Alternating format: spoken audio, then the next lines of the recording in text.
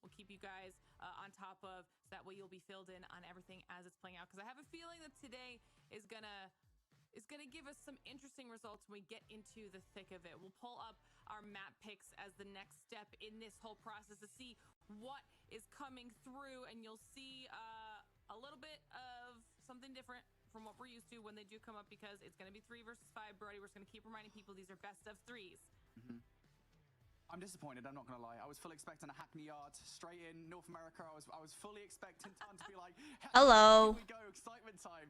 No, yo. Summit affair on map number 1, Express and map number 2. We're going to see all those train kills. Andy's not here for it, so that's fun. But anyway, we do get one new map in this series, which is the Seaside Control. And that is always interesting because I'm kind of intrigued to see whether or not we see those spawn traps being put together by these teams already. Yeah, I did just want to kind of jump in and just make sure that I wasn't going to be that. Hello. Hackney Yard. I still have solid nightmares from a few years ago. But look, I mean, I'm happy to be taken into a different realm of positivity when it does come around. But look, Seaside coming in there as well for me, as obviously as somebody who's been a massive fan of Call of Duty for many years. It's nice to see that one in there. This is again the thing I love about COD Mobile. Every single time I come on, I'm like, look at these old maps that we get in that we had so much fun on. Hello. Again, but yeah, very no audio. Across the board, though, Summit very fast and furious when we're coming into that one. Express can play how about now? Differently, whichever which way you want to go. Yeah, here. Hello. Seaside Control should be very interesting as well.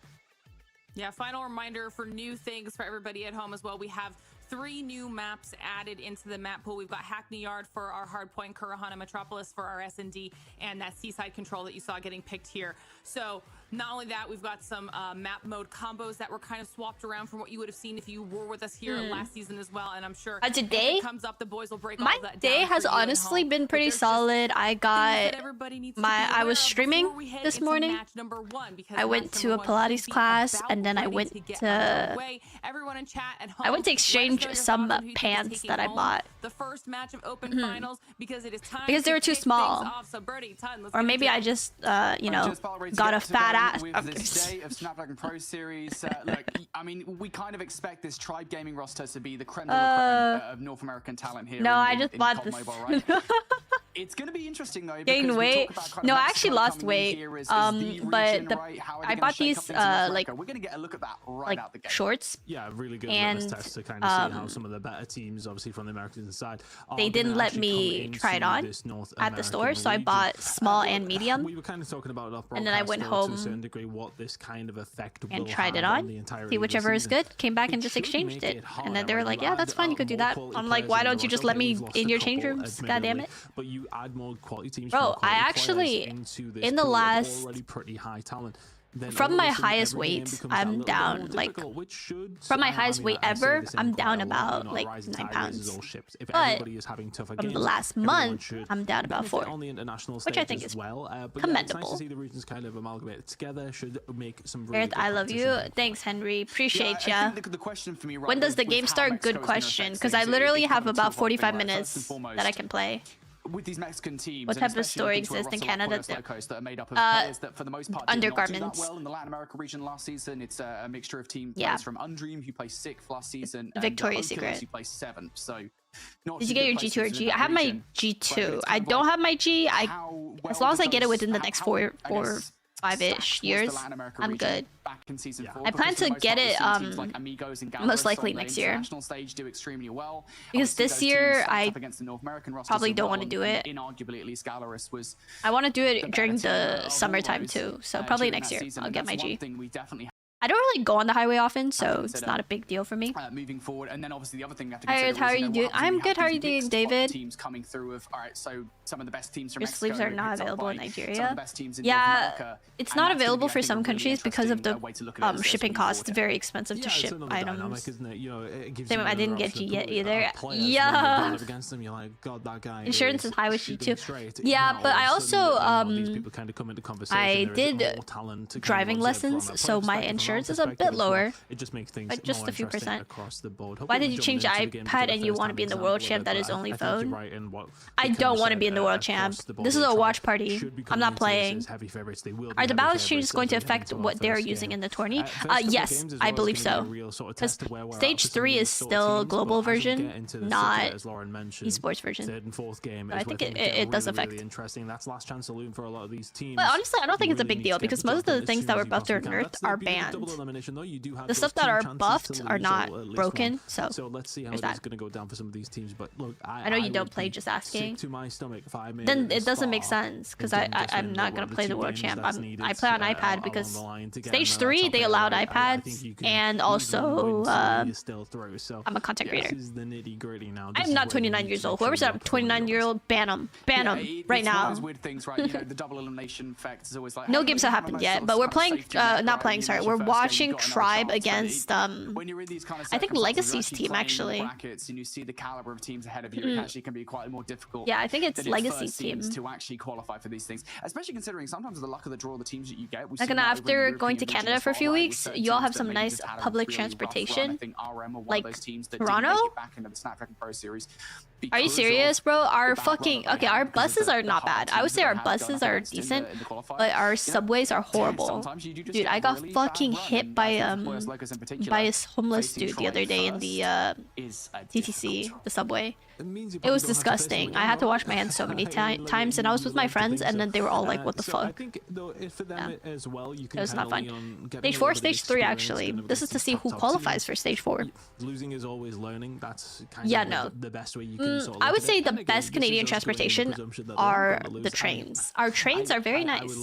I think it's a little bit there is like one train line that goes from like Ontario to like Vancouver, which is pretty cool. So yeah, for Los Polos it is a little bit. Yeah, buses are fine. But it does give us an idea. I don't mind buses, trains. It's the subways that make me want to kill myself. First game, they have to. They can't underestimate anybody here. You have to be careful. Bro, literally, like, I just plug in my AirPods and zone out everything. Somebody on TikTok was like, if you I'm interested to see Summit again. If you go through the TTC, which is the subway system, you should have your AirPods in, but don't listen to anything, so you could like always be aware of your surroundings. I'm like, holy shit, that's next level. Yeah, it'll be interesting to see how Seaside goes down between these teams. Oh yeah, no, New York transportation. When I was little, about like 15 or maybe even younger, but I went to 15, 16. I went to New York by myself to meet up with my dad. For some reason, my dad was an irresponsible a-hole. Okay, no, he wasn't, but I don't know why. It's because my flight got pushed back. That's why the timing got messed up. But he couldn't pick me up at the airport, so I had to go through the subway system by myself to find the hotel. Thank God I met this very, very nice family that live in New York. But yeah, no, it was scary as fuck. There's a break? There's a break? Why is there a break when nothing started? Oh, wow. That's fucking stupid. What's the story about that? Bobby died. I guess I'll play stage 3. Oh, just didn't qualify. Are you allowed to travel alone as a minor? You are, but for the flight, I was accompanied. But yeah, no. And also like the subway station for New York, the subway like map is crazy, bro. Not only was the map very, very confusing, it also was a weekend. So like one of the lanes that I was supposed to go on was closed for maintenance, and I'm like, I'm screwed. Like I was genuinely like, I'm there pushing my little suitcase around, and I was like tiny. I was shitting bricks, bro. Literally shitting bricks. You know what's better, Aerith? Transparency? For what? You're vegan? How's that lifestyle going? You know what I think is the hardest diet? Keto diet. That shit is hardcore. Have y'all ever tried a keto diet? I've never. I could never. I would never. I'm not built for that. I would have just become homeless, honestly. Yeah, at one point I'm just like, you know, I should just start begging for scraps.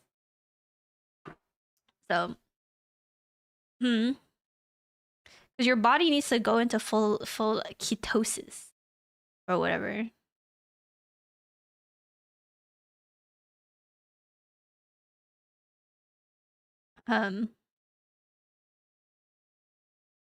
What's the keto entail? Like a keto diet? It's just like the diet's like literally no carbs and like high fat or some shit. Yeah, it's like a low carb diet. So you can't have like sugar, bread, pasta, rice. You're gonna be eating lots of like fish, cucumbers.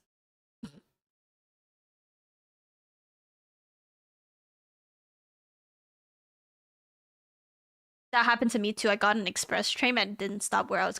Dude, that's actually such a fear. You go on a train or a bus and your stop is coming up and then they just drive past it. I'm like, what? Yeah, well, you're done. That sounds unhealthy. It's not unhealthy, actually. Your body is actually benefiting a lot from keto diets. The basic rule for keto consists about like 70 to 75% fat, 15 to 20% protein, 5 to 10% of carbs. Which means you're eating very low carbs, like a fucking crouton. That's your carb intake, daily intake. What province are you? I'm in Ontario. I used to live in PI though. That shit was crazy. In PI was the first province that I lived in when I moved to Canada, around 6 and 7. That's how old I was. And in kindergarten / first grade, my best friends was 3 white boys who were triplets. And as one of the only little Asian girls who barely spoke English, I was very intrigued by the triplets because they looked nothing alike. But when my mom was explaining to me what triplets are, she's like, you know, twins, it's 2 babies that were born almost at the same time that look very similar. Triplets is the same concept, but with 3. And I'm like, they look nothing alike. I could tell them apart easily. But yeah, after school, every day we would just all go home together. It was a blast. Yeah, I never... That's the only, like, triplet I've ever met, so... I was very confused. I was like, what the hell just happened? There's 3 of them. Why is there 3 of them? Oh my god, it's already 8? Fuck, man.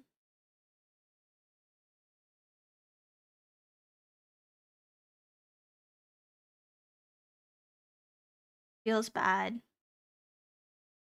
Yeah. The keto diet is to help reduce your metabolism. So you eat less, lower appetite. Okay, wait. I feel like I could never though. You're in Mississauga? Oh shit. Also, I have it muted just in case for like copyright strike. That'd be pretty bad.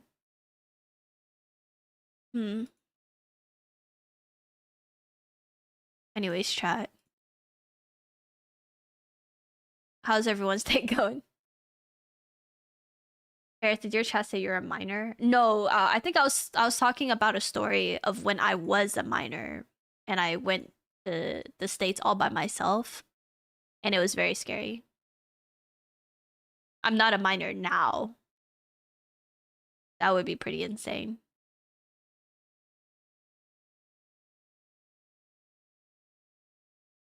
I have 1 week off finally. Let's go.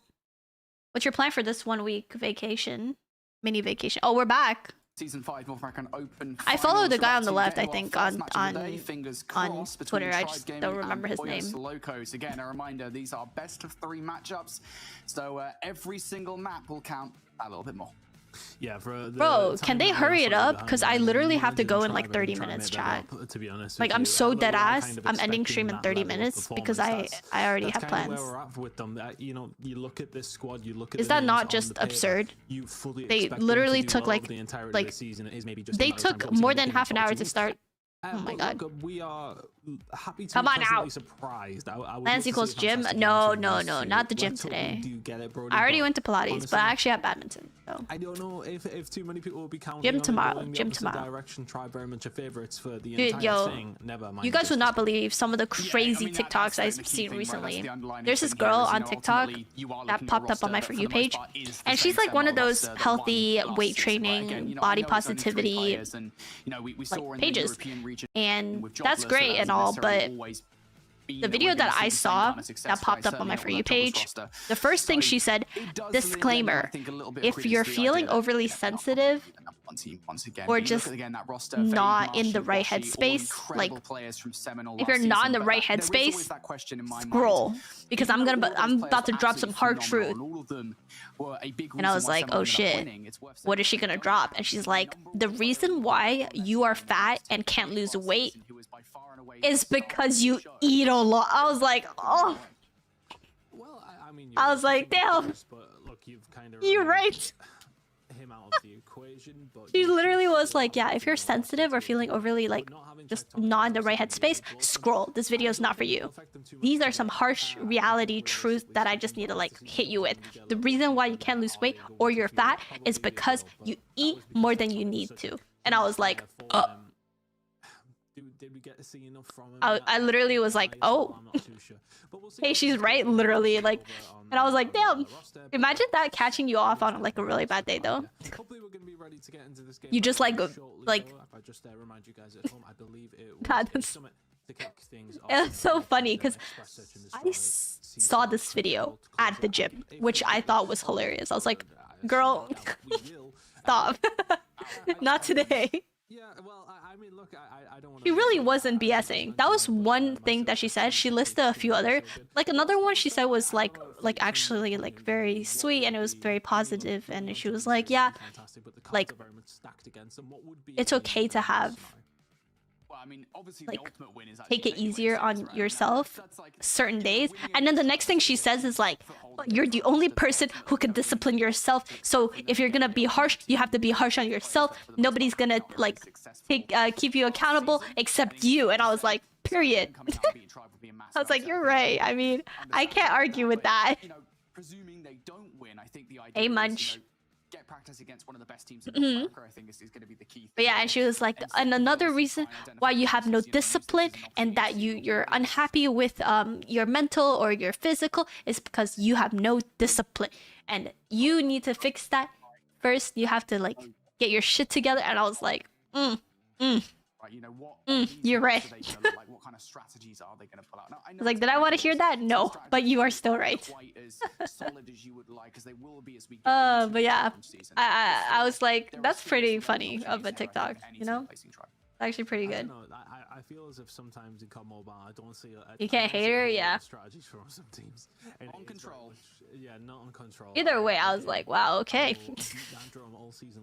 And they start already? Yeah. No, she's not an Asian mom. She is a brunette.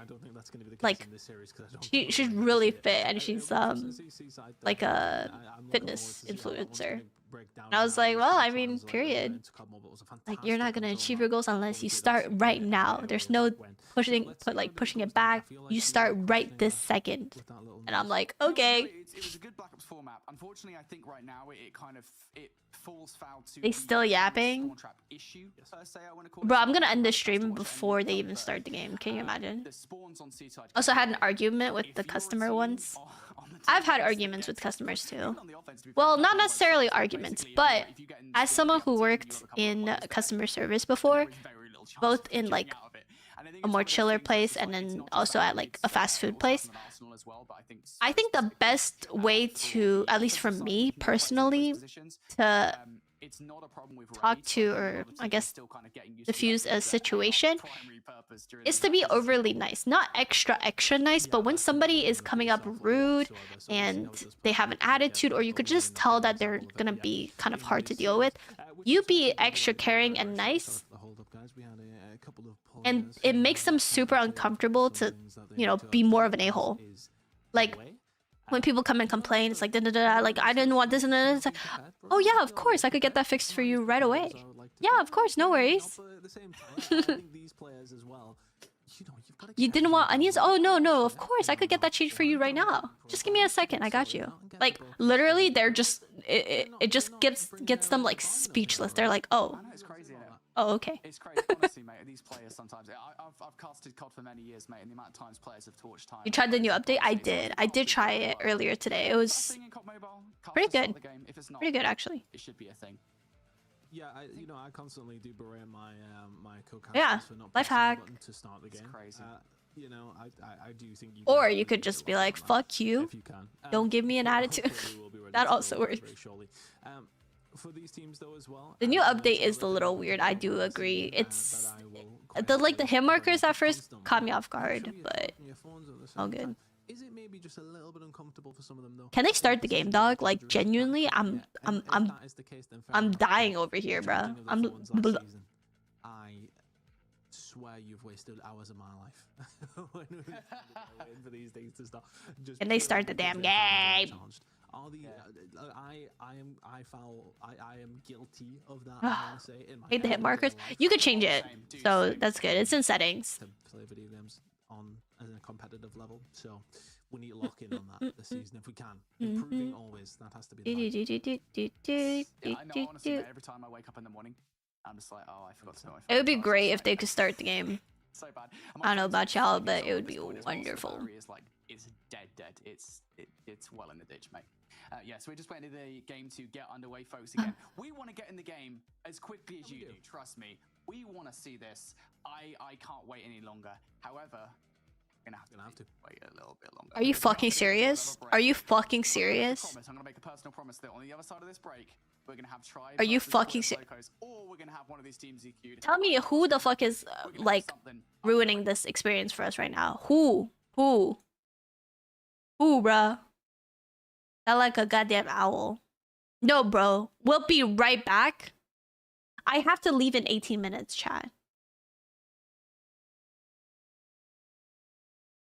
It's vague. Bro, I will drive up to God knows where he lives and make him start the game, dog. This is absurd. I'm actually tilting. Insane.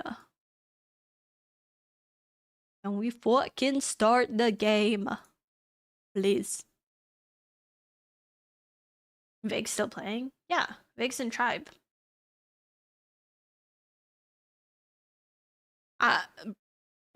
I'm speechless. I wasn't gonna watch party, and I was gonna go boil my corn, and I was gonna cut up a cantaloupe and be productive and meal prep. But no. Now we're here. Aerith, I texted you on Instagram regarding your sleeps and never respond. Dude, my Instagram messages is all fucked up. I don't see more recent messages. I only see it from about 2 months ago. And it just doesn't refresh. If you want to message me, ideally Twitter is the move. Yeah. Is Tribe Frags and Tribe different? Well, Tribe is an organization, a gaming organization. Tribe Frags is a YouTube channel that is run by Tribe, consisting of Tribe and non-Tribe guest appearances. And it's just a good time. You want to see the stream is on Twitch? No, this is on YouTube. Snapdragon Pro Series ESL something. This is absurd. I'm depressed.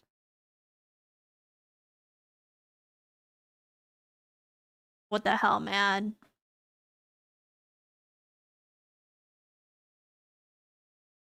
What in the world? Not gonna lie, Twitter is the most cooked social media out there. Facts, though. Anyways, I made a spam account called Aerith Spam. You guys should follow. Don't be sad, be happy instead. Yes. Aerith pushed badminton back by 15. I can't! The court is booked. They closed at 11. I can't do anything about that, bro. Plus, I need to get my exercise. For some reason, gym's not busy today. Really? My gym is usually busy, like Monday to Thursday is pretty busy. Friday gets a little chill, and weekends is very chill.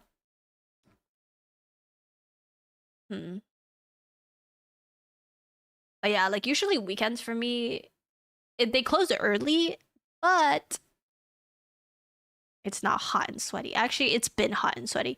It's been so hot recently, and it's been raining. Oh my god, the weather has been horrendous. Do I do 5 a.m. gym sesh? I do 5 a.m. sleep sesh. Personally. No, I don't watch House of the Dragons. I keep seeing ads pop up. It's just not really my thing. Not a huge fan of medieval. Besides How to Train Your Dragon. That shit's bomb.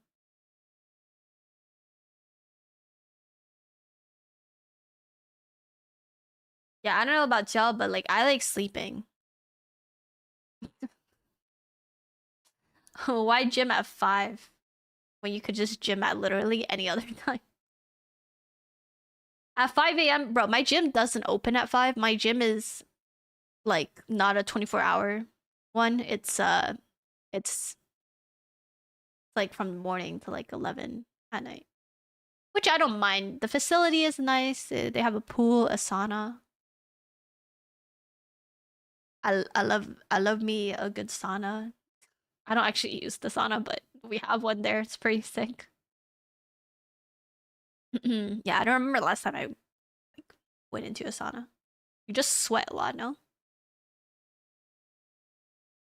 Yeah, I wish the gym was 24 hours, but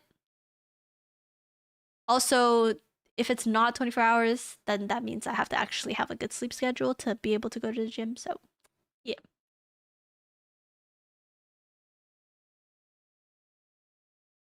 My gym goals? So I did a lot more weight training about a year ago. And I realized it wasn't really what I wanted because it just made me feel bulkier, and also I wasn't losing weight, but I wasn't gaining weight either. I was just kind of in between. And then I stopped. And also I realized that when I did weights and heavy lifting, I get really hungry afterwards. Not a fan of that. So now I do low impact, and I like speed walk with high incline for about an hour, 10 minutes roughly every time I go to the gym. And then I do Pilates, which has helped a lot because Pilates is like 50 minutes, and then I walk for an hour and 10, which let's say 2 hours in total. I can recover that with literally like a small granola bar, and I'm good. But yeah, that's what I'm doing now. And I'm also trying to have my endurance build up and walk more because we're going to Europe soon. So I'm going to be walking a lot in Europe, and I don't want to get like burnt out 3 minutes in, you know? Is eating a lot of fruits bad when hungry? It's not necessarily bad. It's much better than other alternatives. Like if you say, oh, should I eat fruits or should I eat a tub of ice cream? Obviously, the fruit is a better option. But it would be better if you eat veggies, actually. I think for a snack when you're hungry, fruits is fine. Or like an after dinner, after lunch snack, that's fine too. Do I fast? I do intermittent fasting. So I do about like 16 to 18 hours of fast, and then I eat breakfast and then dinner, and then I do it again.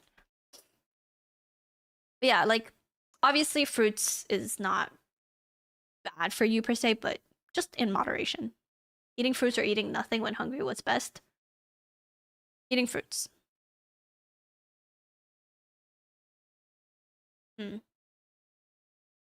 Fruits do got fiber, which helps with bowel movement. Yeah, but it also has natural sugar, and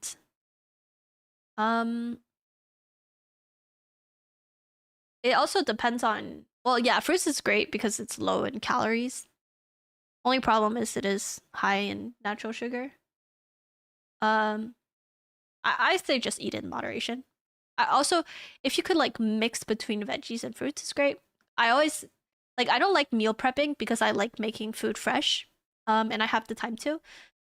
But one thing I do meal prep is my soft boiled eggs and my salads. And literally, I just take a little bit of salad out, do a teeny bit of like dressing, and I toss, and there you go.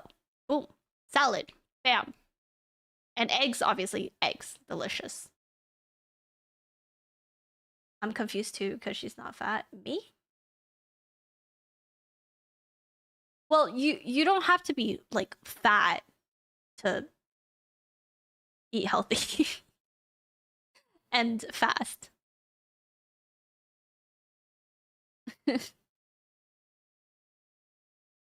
Yeah, well. Yes, you do.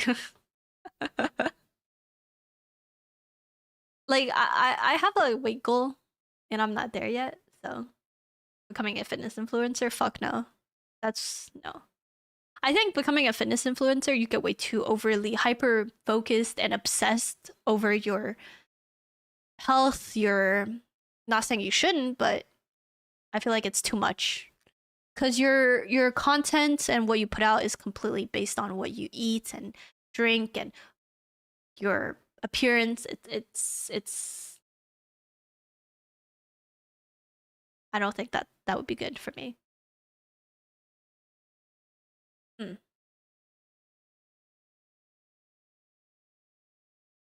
Like, I don't know. Genetics do play a huge role. However, I strongly believe everyone can lose weight and can hit their body weight gym goals. But a huge part of it does come down to what do you call it? Comes down to like your own discipline. And we're back. Are we back? Alright folks, welcome back here to the Snapdragon Pro Series. We finally potentially have some games on our hands here again. Try Gaming versus Boiler, because that is our first match of the I'm losing it, chat. Open finals, and at this point, bro, like I don't even care who wins. it's a best of 3 R9 shotgun also meta now. It's been meta. R9's been meta.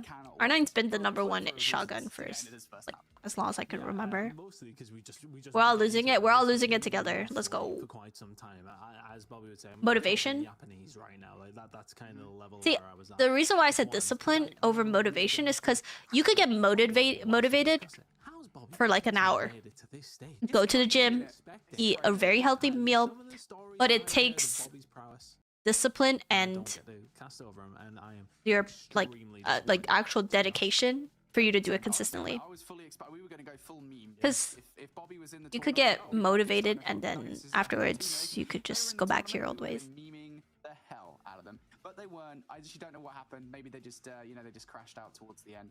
Who knows? Either way, if we got to cast Bobby versus like Tribe, I think that would have been hilarious. If only solely. He's talking about Bobby's team. Bobby's team is me. Obviously, casting out in Poland, right?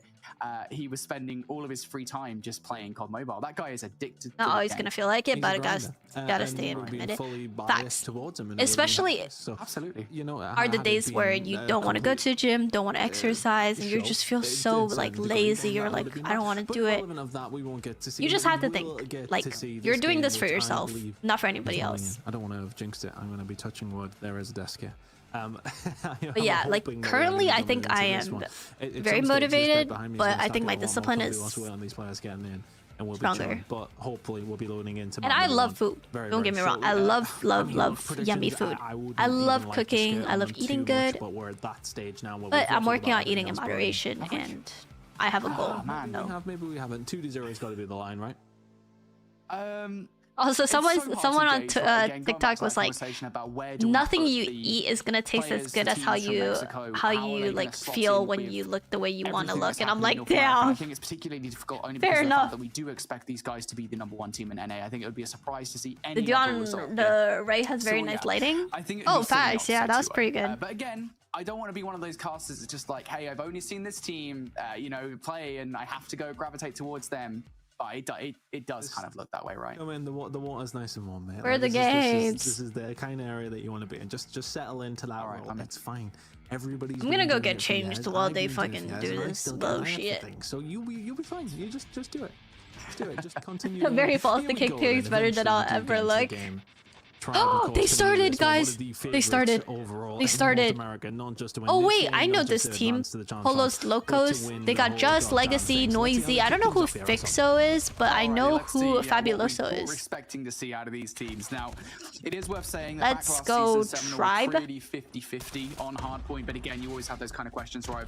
Riba Gaming. Actually translate as we get into these hardpoints. Bro, I can't believe they didn't download skins. We took that long and you couldn't download skins. So far, be so serious. I could have downloaded like fucking the entire Alcatraz map like 4 times.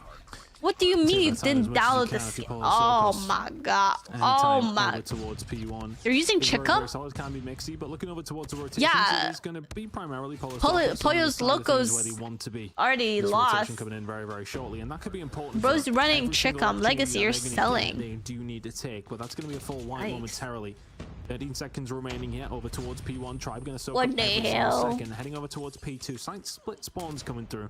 Pollos Locos might get a little bit of luck as we head over. Nexus when? I'm not gonna lie, I capped. I don't even know if Nexus is playing. I only knew Tribe was playing. The first team to touch here as the grace period is about to come to a close. Noisy will actually find one over by New, but look at that flanking player from number 5 on the mini-map. That's going to be Washi, who does do a little bit of damage. We'll take a couple of players out, a couple of reinforcements. I don't think Veg is using a BY, bro. I think he's using an R9. They just didn't download the skin. Veg and T-Bag will combine for 3. Somehow Noisy is still alive in that ensemble of kills that we just saw. Finally, they will go down, and finally Tribe do get a foothold of the hard point. But I tell you what, Noisy actually kept Tribe out of the hill for a pretty long time there. Envy already with 11 kills to his name does not bode well for Pollos Locos. Fantastic start from Tribe, and they're soaking up every single second. First time that we've really seen Legacy in the kill feed. We will find 2.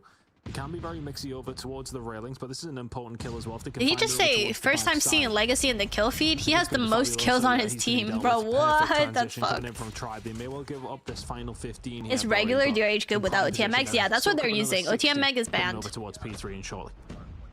Yeah, and the aim of the game is we go over towards 13 already. Go crazy. To get players around the outer edge of this hill. Do not try to brute force your way through the front. It can work out sometimes, but you're my brain can't comprehend the weapon skins. I know it's so triggering, but it is what it is. There are 4 on side, one of which did just come out for Vague and didn't last that long, but another of which is in the hands of Rabalo right now and is doing a stellar job of keeping Pollos Locos out of this hill. And I said it, Ton, we're gonna see Pollos Locos push out the outer side of this hard point. They want to try and flip out the hill. That is what they're attempting to do. Does OTMX even make the DRH that much better? Yes. Yeah, unfortunately for them, they have absolutely. Just the punch when it does come down to 25 especially. Getting a hold of everything you really need to I do feel like the Growler type would be better. Why not use those? Across the board. Washi finds 3, 4 in the kill feed. Good question. Maybe the DRH is just that good. Simple for them at this moment in time. Rotation's going to I do see type 19s every once in a while. Your tail between your legs, you set up and you pray to God that you can just hold on for a full 60. I think it's the headshot multiplier that makes it a difference. You get a full 60 here. Chicum always been good. People just slept on it. Coming in though on the transition. I tried it today after the buff and it's still shit. That's all I'm gonna say. Spawn out coming through. That's Fabuloso spawning in Narnia as far as this hill is concerned. Now a couple of players isolated towards the hill. Envy with the claw. Wow, just one more to they are getting fried. That kill. And yeah, I mean, you're absolutely right to exclaim it like that, Ton. The NA goats. Quick break, and that's the problem, right? When you give a team a lot of momentum early on, you give them all utility. They are going to use it to try and break what you have. And they did just that then, but one more. Have you tried sniping this season? It feels a bit weird. I actually have just a little bit with the Tundra. It just feels like my sense feels fast. So Pollos Locos will break back through. This is an important kill for them. Well, 3 kills will fall through for them. They got a little bit of control towards the outskirts of the map, but now the push is going to start coming through from the middle, so you have to be very, very careful here. You're kind of turtled up inside of the I hear Nexus is the strongest team in the world. Not in the world, but supposedly Nexus is the best team in North America right now, following by Tribe and then TLE. But I think Tribe and Nexus are close. It's just we haven't seen any tournaments recently. That's why we don't know like the current position. Making sure you get the last few seconds off the back of that hard point, even just some kind of modicum of time over Tribe, is integral. Football as well.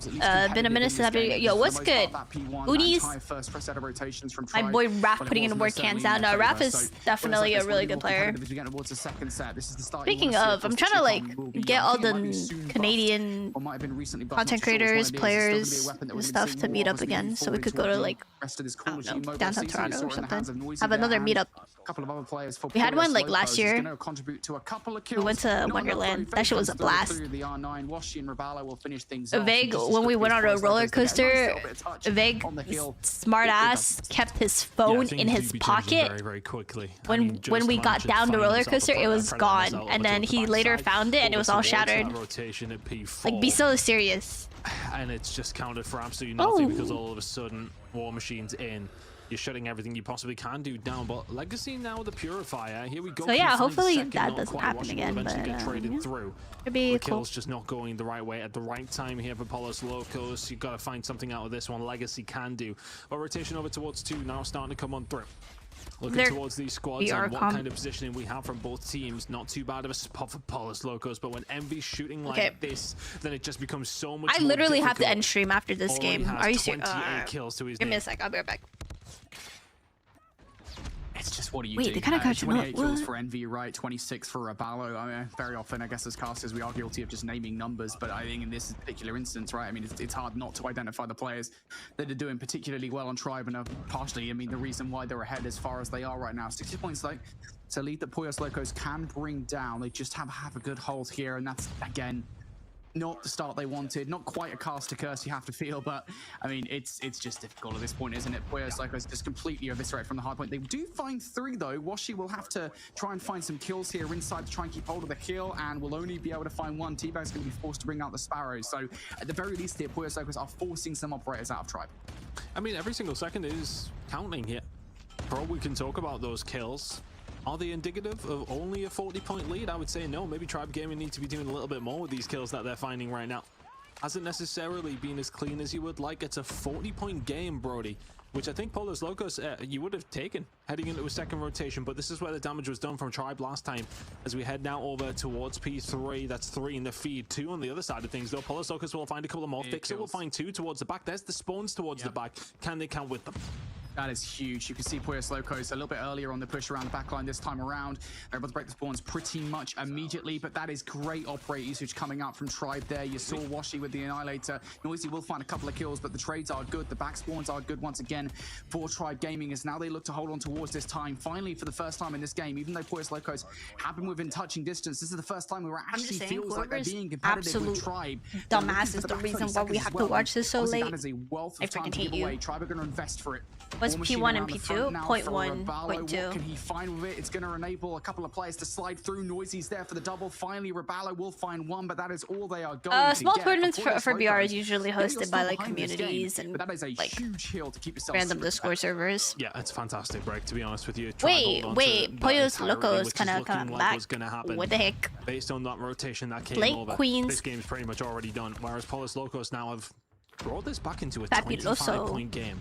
Last time around, though, they did find a lot of success over towards this hill as well. So can they do the same thing again? Noisy was influential last time around. Fabuloso will find 2. Envy will be able to find Noisy and another on top of it. There you go, shutting They need to finish this game quick, because I gotta go. For the side of Polos Locos. Let's go, Tribe. Close, but Tribe soaking the hill up. T-Bag on 19 kills. They should drop his ass. So good at this again. Now they've got Vague with the equalizers around the back line. Vague for 3. Envy's going to throw the Hunter Killer drone in towards the air as well. There's a couple of players around the back line. That's Fabuloso, who does get shut down. For the most part, though, this is a Tribe Gaming kill feed. You just walk past them. What the hell? A couple of players still contest with inside the hard point. Envy big kill from T-Bag. Keep the stream on. Around the Hillside will also I could keep the stream on. For the most part, Tribe are doing what they need to do to take every single second. You guys want me to keep the stream on and I'll just go. I could do that. Well, I think it's slowly starting to slip. So if you want to watch it here, give me the view instead of them. Finding their way through. Fabulous is trying to stay alive over towards the top side. He can find 2 from the catwalk side of the map. But the problem is here is that the deficit has grown. It's not that Give me bad. the bag. So I could earn myself like $4 after the stream. Which is where Tribe Gaming have actually started to excel. Reveling in the chaos. $4 ain't even an exaggeration. Probably less. Just trying to I had a million view plus short as quickly as he possibly that earned me like $3. One back, 10 seconds away for Tribe. That was diabolical. Walking away with this game. Couple of last efforts here. It's holy shit, bro! I'm actually a comedian or something. Sorry. So an opportunity for touch. 6 seconds 244. Come on, jump in, jump in, jump in. Blasted. Options for Tribe to break this here. Blasted. Finds one of those kills required. There's still a little bit of resistance towards the hard point. How are they still at the point? To pick up a couple of kills. Now it is. How does that even work? $3? I don't know, bro. But I got myself a lollipop. It was great. The player to shut this one down. No. Poyos Locos continue to hold. Poyos Locos. What if they come back? They're being feisty. Imagine. Finding kills and being tough to beat. I'm actually shit myself. This one goes. This is not being too bad of a performance from Paul. It's 8:34. I'm supposed to be in the car by 8:30. So finds 2 inside of the point. 6 seconds to go before. $4 is $4 though. So they have. Yeah, but I also gotta pay taxes. Can you find the break at the right time here though? And can you manage to hold something down? Washi and Cole gonna have to fight in from the back foot to a certain degree. Kills starting to fall on through though, and Tribe getting the point. And Tribe will find map number 1. GG's. Alright, guys. Without any adversity. Do I like the new update? Yes. They get the job done, and nonetheless, 1-0 to Tribe. But Apollos Locos there, that for me was better than I did expect. There was definitely moments there for them, Brody, when they got a hold of points. They were making sure they found those valuable moments. And especially with some of the breaks that came through as well. Not a bad showing whatsoever, but Tribe ultimately will lead 1-0. I'm gonna pin that. Yeah, I think it's fair to say that Tribe won that game off the first set of rotations. I think I love y'all. Farewell. Because I think in the second set, Poyos Locos were significantly more competitive. I think especially looking towards what was that P2 break, or P3 break, excuse me, from them, where they actually managed to break in for a solid 30 to 40 seconds of time. And that was a huge improvement over what we saw in the first set, right, where they were just unable to make the decision early enough to try and break those rotations early enough. But I think, again, it's just one of those classic stories of too little, too late, because the damage was done at the end of the first set, where Tribe Gaming had built a lead that wasn't quite insurmountable, but I think it was very difficult to try and come back from. And again, I think you mentioned it in the middle of the game, right? It's just so annoying when you're going up against players that are dropping. I think we're going to look at the stats here in a minute, and probably over 35 kills would be my guess, is where they finish, if not hitting 40. It's so difficult to do anything about that when you've got players on the other side doing those kind of storylines.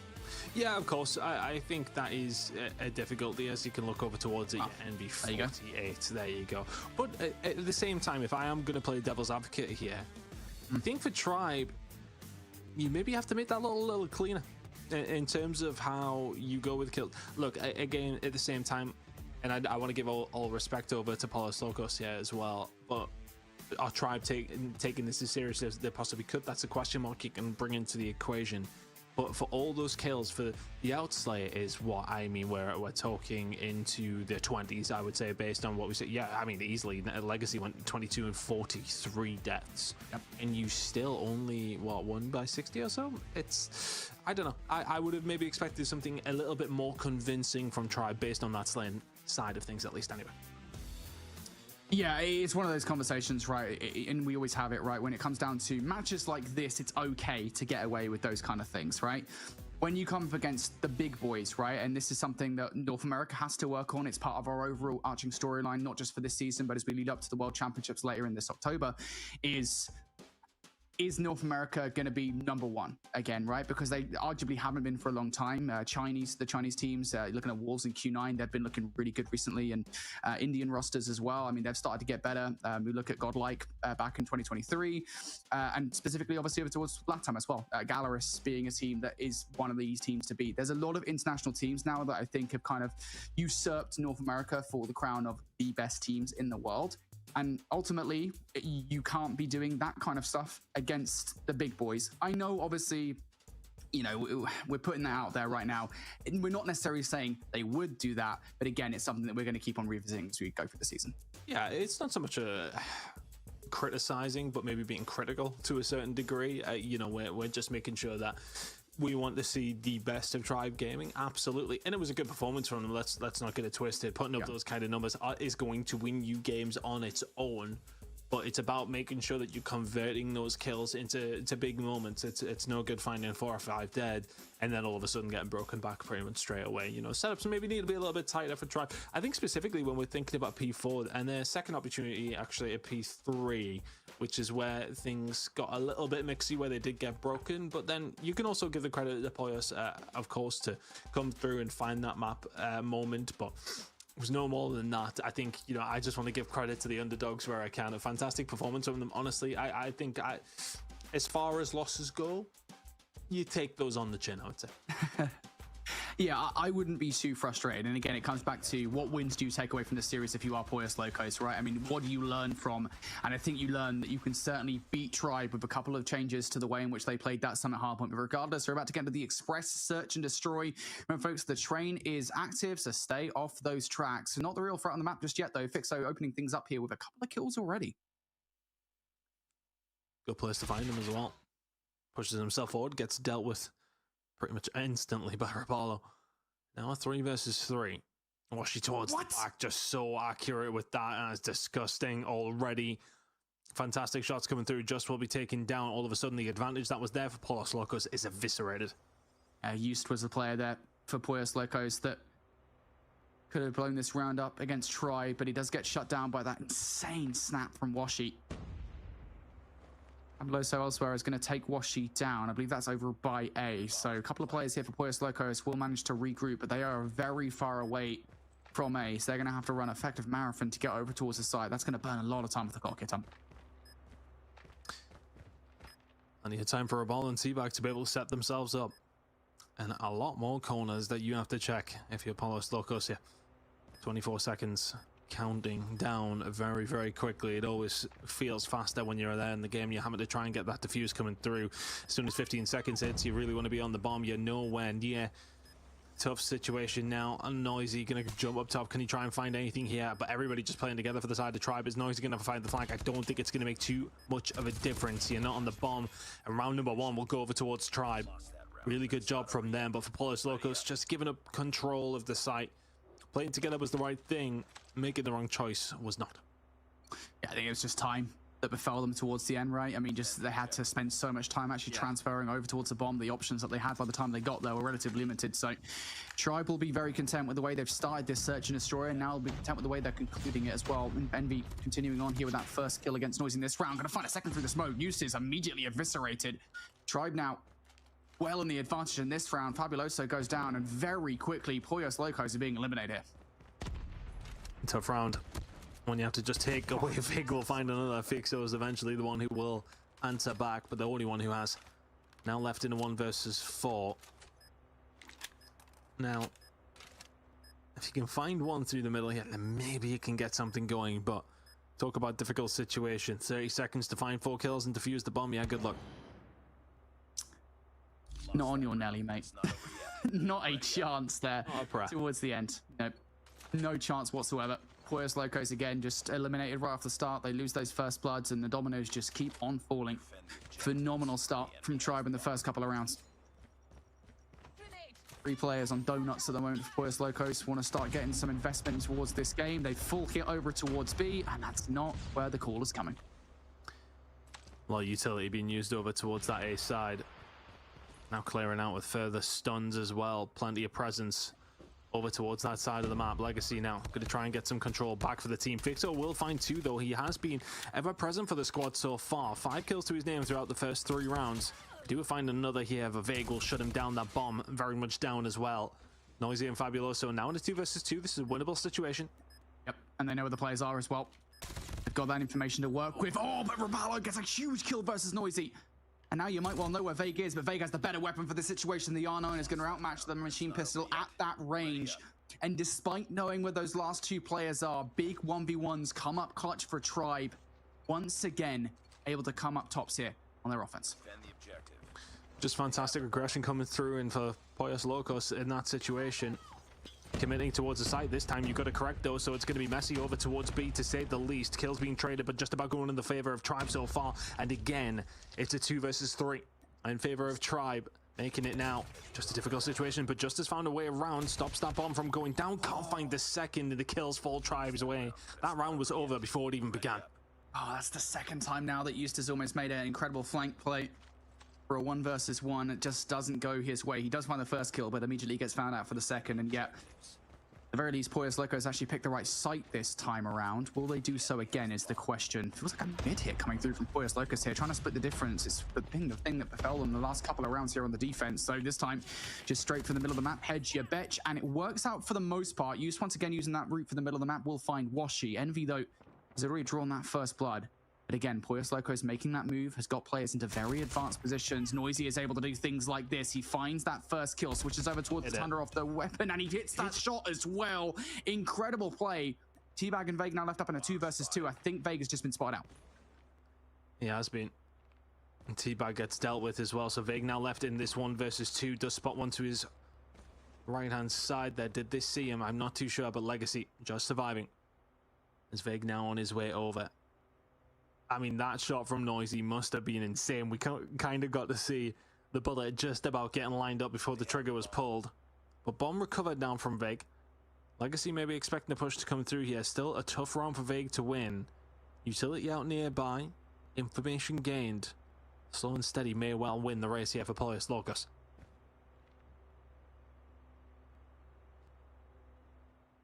Vague's answer is to get that bomb down. Give him a little bit more advantage in the situation. Of course, again, that's info for Poyos Locos, but they've got a ton of places to check. They have to do it as a duo. You cannot afford to just get pieced up. Did Legacy just see him? So on the hunt, you will see him now. Vague could get the shot with the R9 again. The R9 is so good up close, and it will take both of those players down. And that was a round where you have to feel with the success that they had early on, Poyos Locos will be very frustrated they didn't win. Oh, you find yourself 5-0 down now. Tough scenario. Trent's just going to slow you down ever so slightly on this defensive round as well. Never ideal. As things now continue on. Big grenades going over towards this A side from Tribe. They're going to be locking down that site entirely.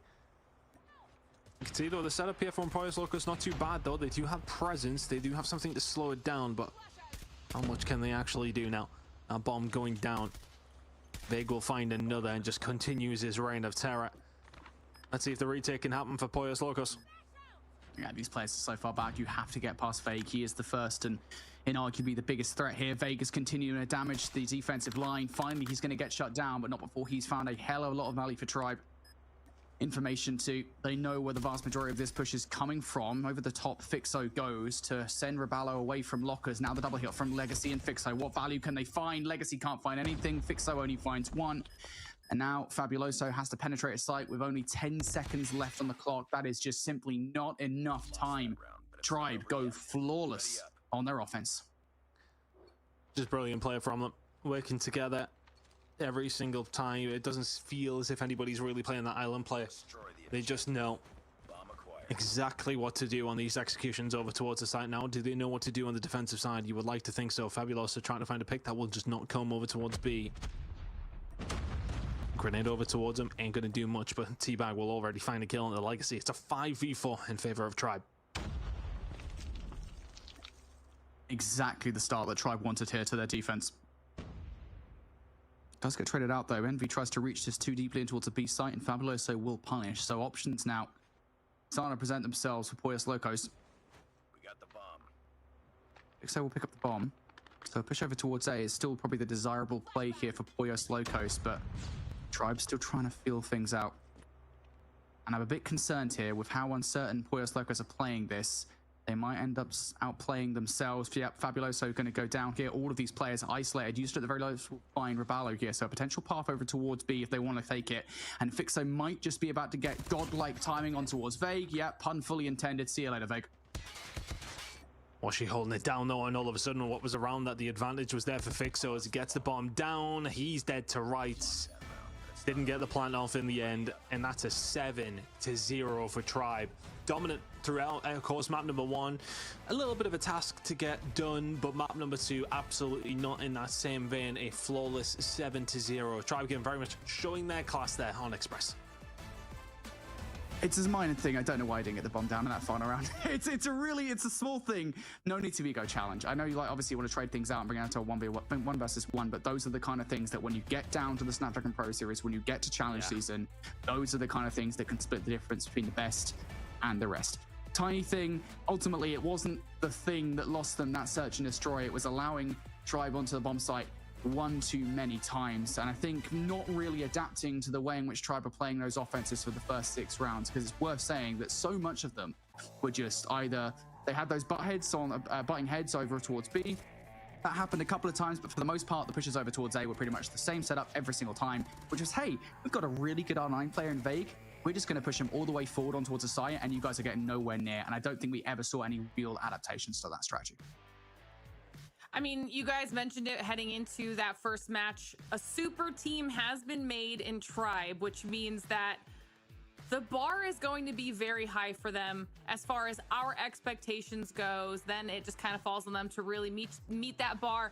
And right out the gate, a 2-0 for Tribe is going to set them up well for how they will be competing against a lot of the other teams when it comes to our challenge season. But like we mentioned before, Pollos Locos is not out yet. They'll just drop down to that lower bracket, still have an opportunity to continue on in the competition depending on, you know, how their matches go against who they face off against next. And I know it took us a little time to get into that match, which means we probably should have some other results from some of the other matches as well, which should get you guys when we come back from the other side of the break that we'll be taking here shortly. But either way, we will have made a decent dent in our matchups here so far, and then we'll be able to figure out who's going to be heading into the next one. If you remember the schedule, the next match of the day was going to be our lower bracket round 1, and those teams will have been seeded based off of their performance so far in the open finals. So that'll be another one for us to look forward to when we get to that point.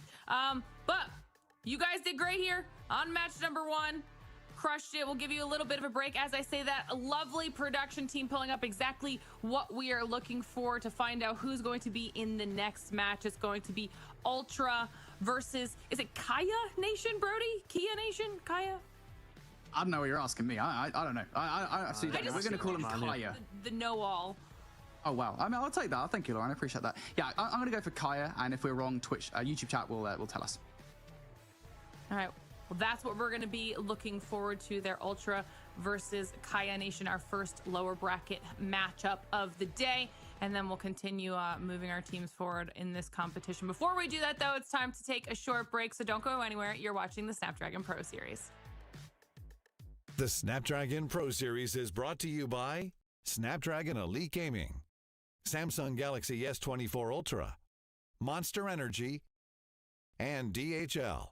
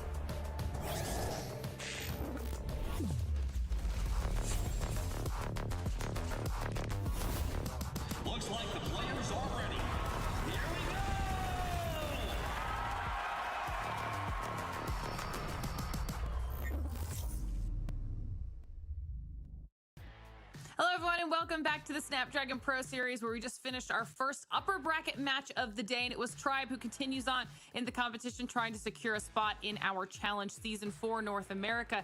And now we're looking to our second match of the day, which will be between Ultra and Kaya Nation. This will be a lower bracket matchup, though, which means both of these teams have already lost a match in the matches that were happening off stream, which means this is the last opportunity for them to continue on in the competition here, Brody, as we take a look at this Ultra roster.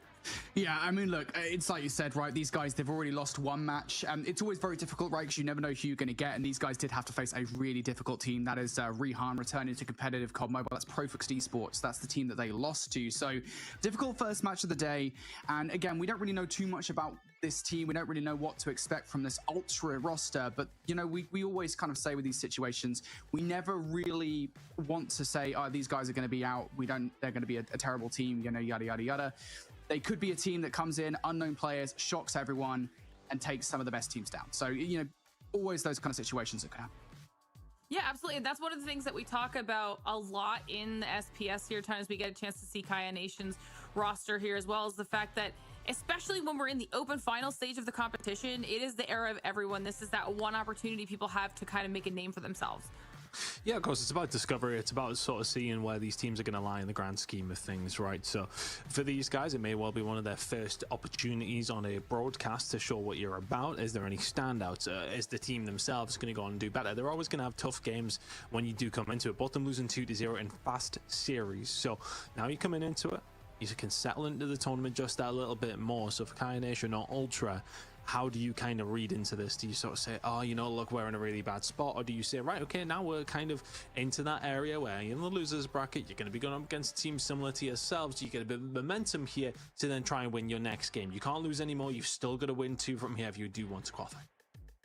We'll get an opportunity to see what choices they made in terms of their map picks and bans as well, and see if maybe they're setting themselves up for success. While we're waiting for those to come through, though, chat, this will be a good opportunity for you guys to give us your thoughts. Do you know anything about these teams? Are you supporting them? And who do you think is going to be taking this one home? Because it is make or break right now. If we're in the lower bracket, like we said, one of them will be going home, while one will continue on for another match that they will have to play, but another opportunity to clinch one of the 8 available spots in our challenge season. And I think one of the questions that I have just in general, and we won't know the answer for it yet, Brody, but is the fact that if we have a team like Tribe who kind of created a super team and took a lot of the players from multiple top teams in the region, what does that do for the rest of the competition? It opens up the doors for potentially the teams that we're seeing that might be more unknowns to get a spot in the challenge season if Tribe's absorbed the top. Right. Yeah, I mean, always kind of that distribution of the best players, right? I mean, obviously, as you say, with these teams forming at the very top of North America, there's more space for more talent to come through and prove themselves and have a chance against the best of the best. That creates that cycle that we were referencing, right? Where some of the players on these teams might be referenced to, hey, look, those players did a really good job and they can be used in the future on some of these top teams. That's what we have this kind of open circuit for, right? So yeah, absolutely. You know, Ultra and Kaya could be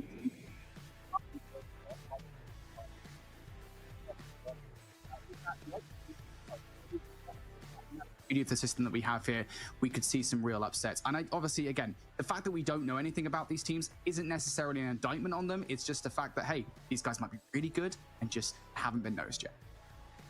Yeah, and I think just to jump in, Lauren, in that sense, look, there is a lot of these players who we see at the very top of our game. A lot of people wouldn't have known who Tectonic was the first time that he was on broadcast, right? So look, you've got to be the first time at some stage. You've got to make your mark at some stage. For these guys, that might be this game. There's a lot still on the line for them. Yes, okay, they may be off the back of a 2-0 loss. Both these two teams in quite quick fashion, but this is where your tournament really can begin. As mentioned, momentum is a huge thing when it comes down to these bracket play and matches. In your next game, if you're going to win this, you're coming against a team who's just got beat. So look, that's always those mental games. Can you try and play it from there? You still have every opportunity of qualifying for the Challenger season.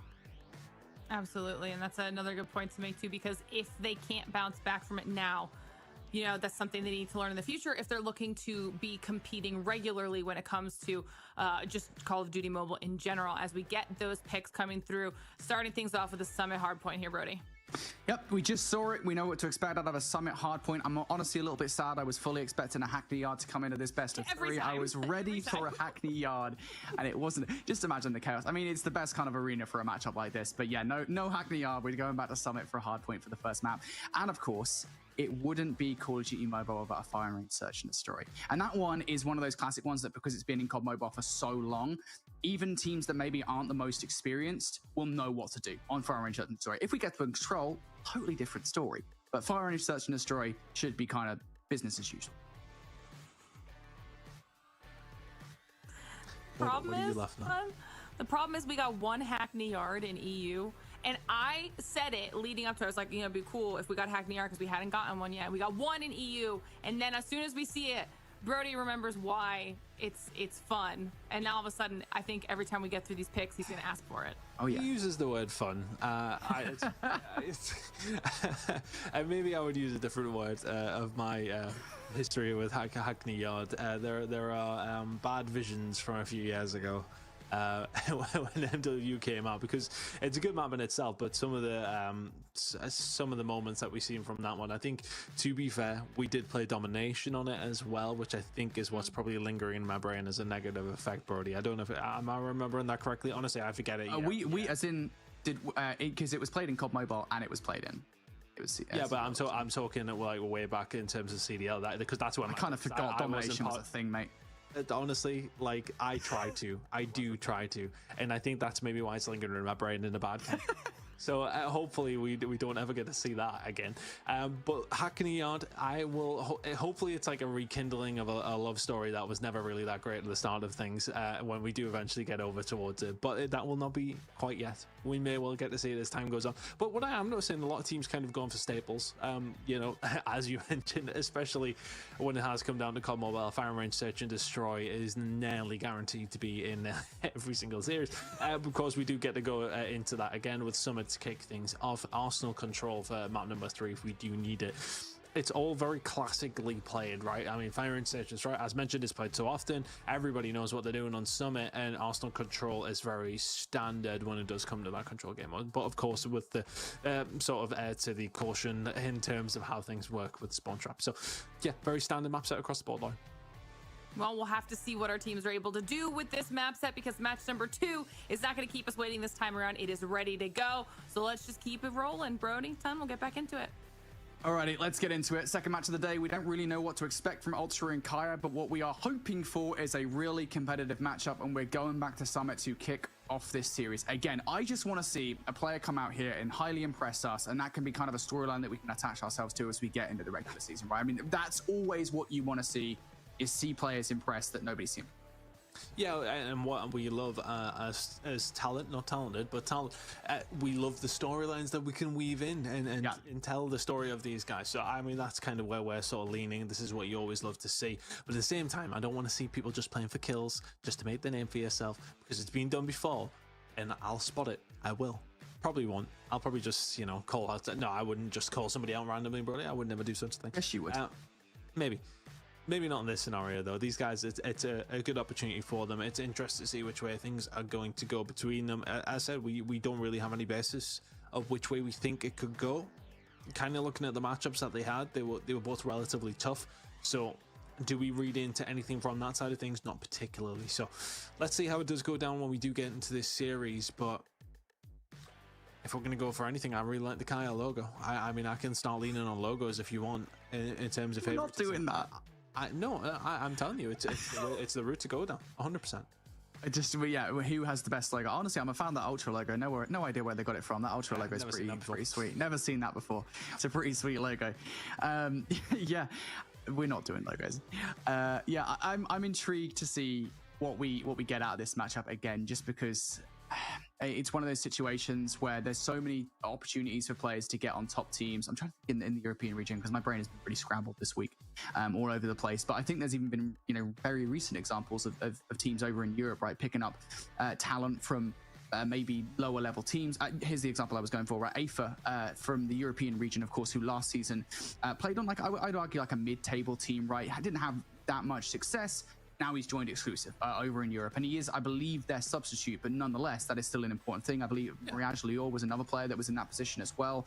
There's a lot of different opportunities there for maybe not this season, but next season. We're hoping to see some real good things out of players in this matchup, and we're going to get to see a second Summit of the day, 2 for 2 on Summit hardpoints. Let's get into this matchup and see what these teams are capable of. I mean, me and you both have been involved in the grassroots side of esports on a couple of different levels of things, and we know how important it is for these teams to have their opportunity to shine. And this is one of those massive opportunities for both these squads. Going up against a team who went down in the previous round as well, and is this now the time to get your tournament rolling? Already made it here to the top 16, but you absolutely want to make it top 8. You cannot lose this series if you want that dream to become a reality. Kicking off everything over towards P1 though. 35 seconds remaining here. And a good start for Kaya Nation. Nice hold down from the side that you kind of want to be holding it down from. Good time on the board, and you will soak up every single second you can at P1. And early on, we're looking for an impression of what these teams are looking like so far. Kaya Nation look pretty good, pretty well put together on their hardpoint holds, trying to keep Ultra out of this time. Nobody watching up top, though, at the moment. That's going to allow Zerg to push on through and take a couple of players down. John Snacker's already able to get a couple of kills, though, one off the back of a Hunter Killer drone. So Kaya Nation very briefly allow Ultra in towards the hardpoint, but it is brief at that. And already we're seeing a phenomenal start, not coming out just from Kaya Nation, but more specifically John Snack. He was able to get a Hunter Killer drone and a Predator missile. It does not help them get control of P2. I mean, it's a good indication for us to see how this may well go, because Kaya Nation are absolutely dominating the kill feed at the moment. This is just a domination. This is very, very similar to what we've seen in match number 1. Of course, here in the losers bracket side of things, you cannot lose. Ultra coming into this one very, very cold. Dix can't get anything going on that side of things, but eventually some time that will fall their way here over towards P2. Spawns are definitely better for Kaya Nation. They will look to keep control of them as we head into P3, but Ultra eventually getting some time on the board, and I think that's crucial. When you lose P1 in that kind of way, you absolutely need some time at P2. Yeah, it's not looking good. 20 seconds left, though. There's still a wealth of time before that second hill will pop, and to be fair, if Ultra do manage to get the remainder of this time, they will basically be touching scoreline that Kaya Nation have built up. It is worth saying players now spawning out from Kaya Nation as well, so things far from secure as far as this next rotation is concerned. Why try with a little bit of turn on there onto towards Yoju, but there's still more players to contend with. Dixis is able to pick up a couple of kills, and Tavasin will clear things up towards the back half of that old hard point. So Ultra, no control over the spawns around the back line, no choice but to go through the front, and you're going headfirst into the claw that Tavasin. He will find 3. Gravity Vortex gun now for Dixis as well. This is a lot of zone control operators coming out from Kaya Nation, really intending to keep control of this hunt. Yeah, that's what you need to do. Plenty of time on offer here. If you can get a hold of it, puts you in a prime position for the second rotation. Tavasin calling this one in. John Snack will find 2 as well. Great usage coming through already. Tavasin already snapping. He will find a couple and then eventually goes down to his own. I think that might have been the Gravity Vortex gun still. Irrelevant of that. The kills still just continue to flow. Spawns for the back now for Ultra. Can be a blessing in disguise at times, but if you're going to start running into Equalizer, it's a bit dangerous. Yes, okay, there is still 20 seconds to play it for here, but you've lost the spawns for the next hill at the worst possible time. You will get that scrap, but Kaya Nation have a wealth of time to set themselves up.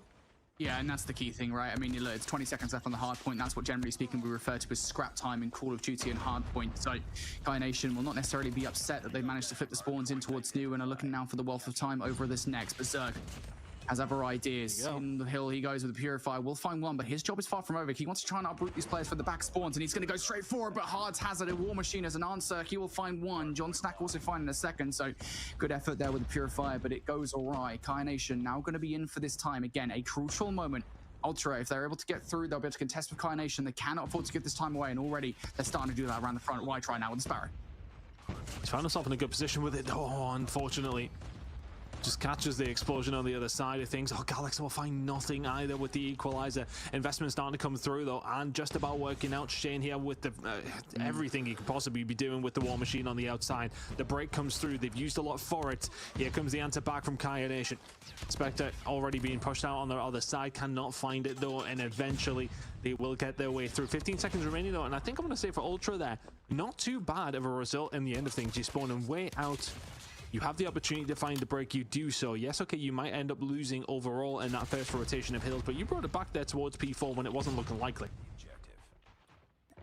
Yeah, it feels like that was a pivotal moment in the game, right? They lose that hard point, they lose full control to Kaya Nation, and they'll find themselves, again, it's not insurmountable. You've seen crazier comebacks here in Call of Duty on hardpoint, but still, it becomes much more difficult to do once you've lost that. So good effort from Ultra there. They're able to hang on towards this game in a 25-point gap, and growing once again for Kaya Nation, who are in control of the hill. Tavison with the claw inside is going to be trying to keep Ultra at bay. Yoju looking for top control as well.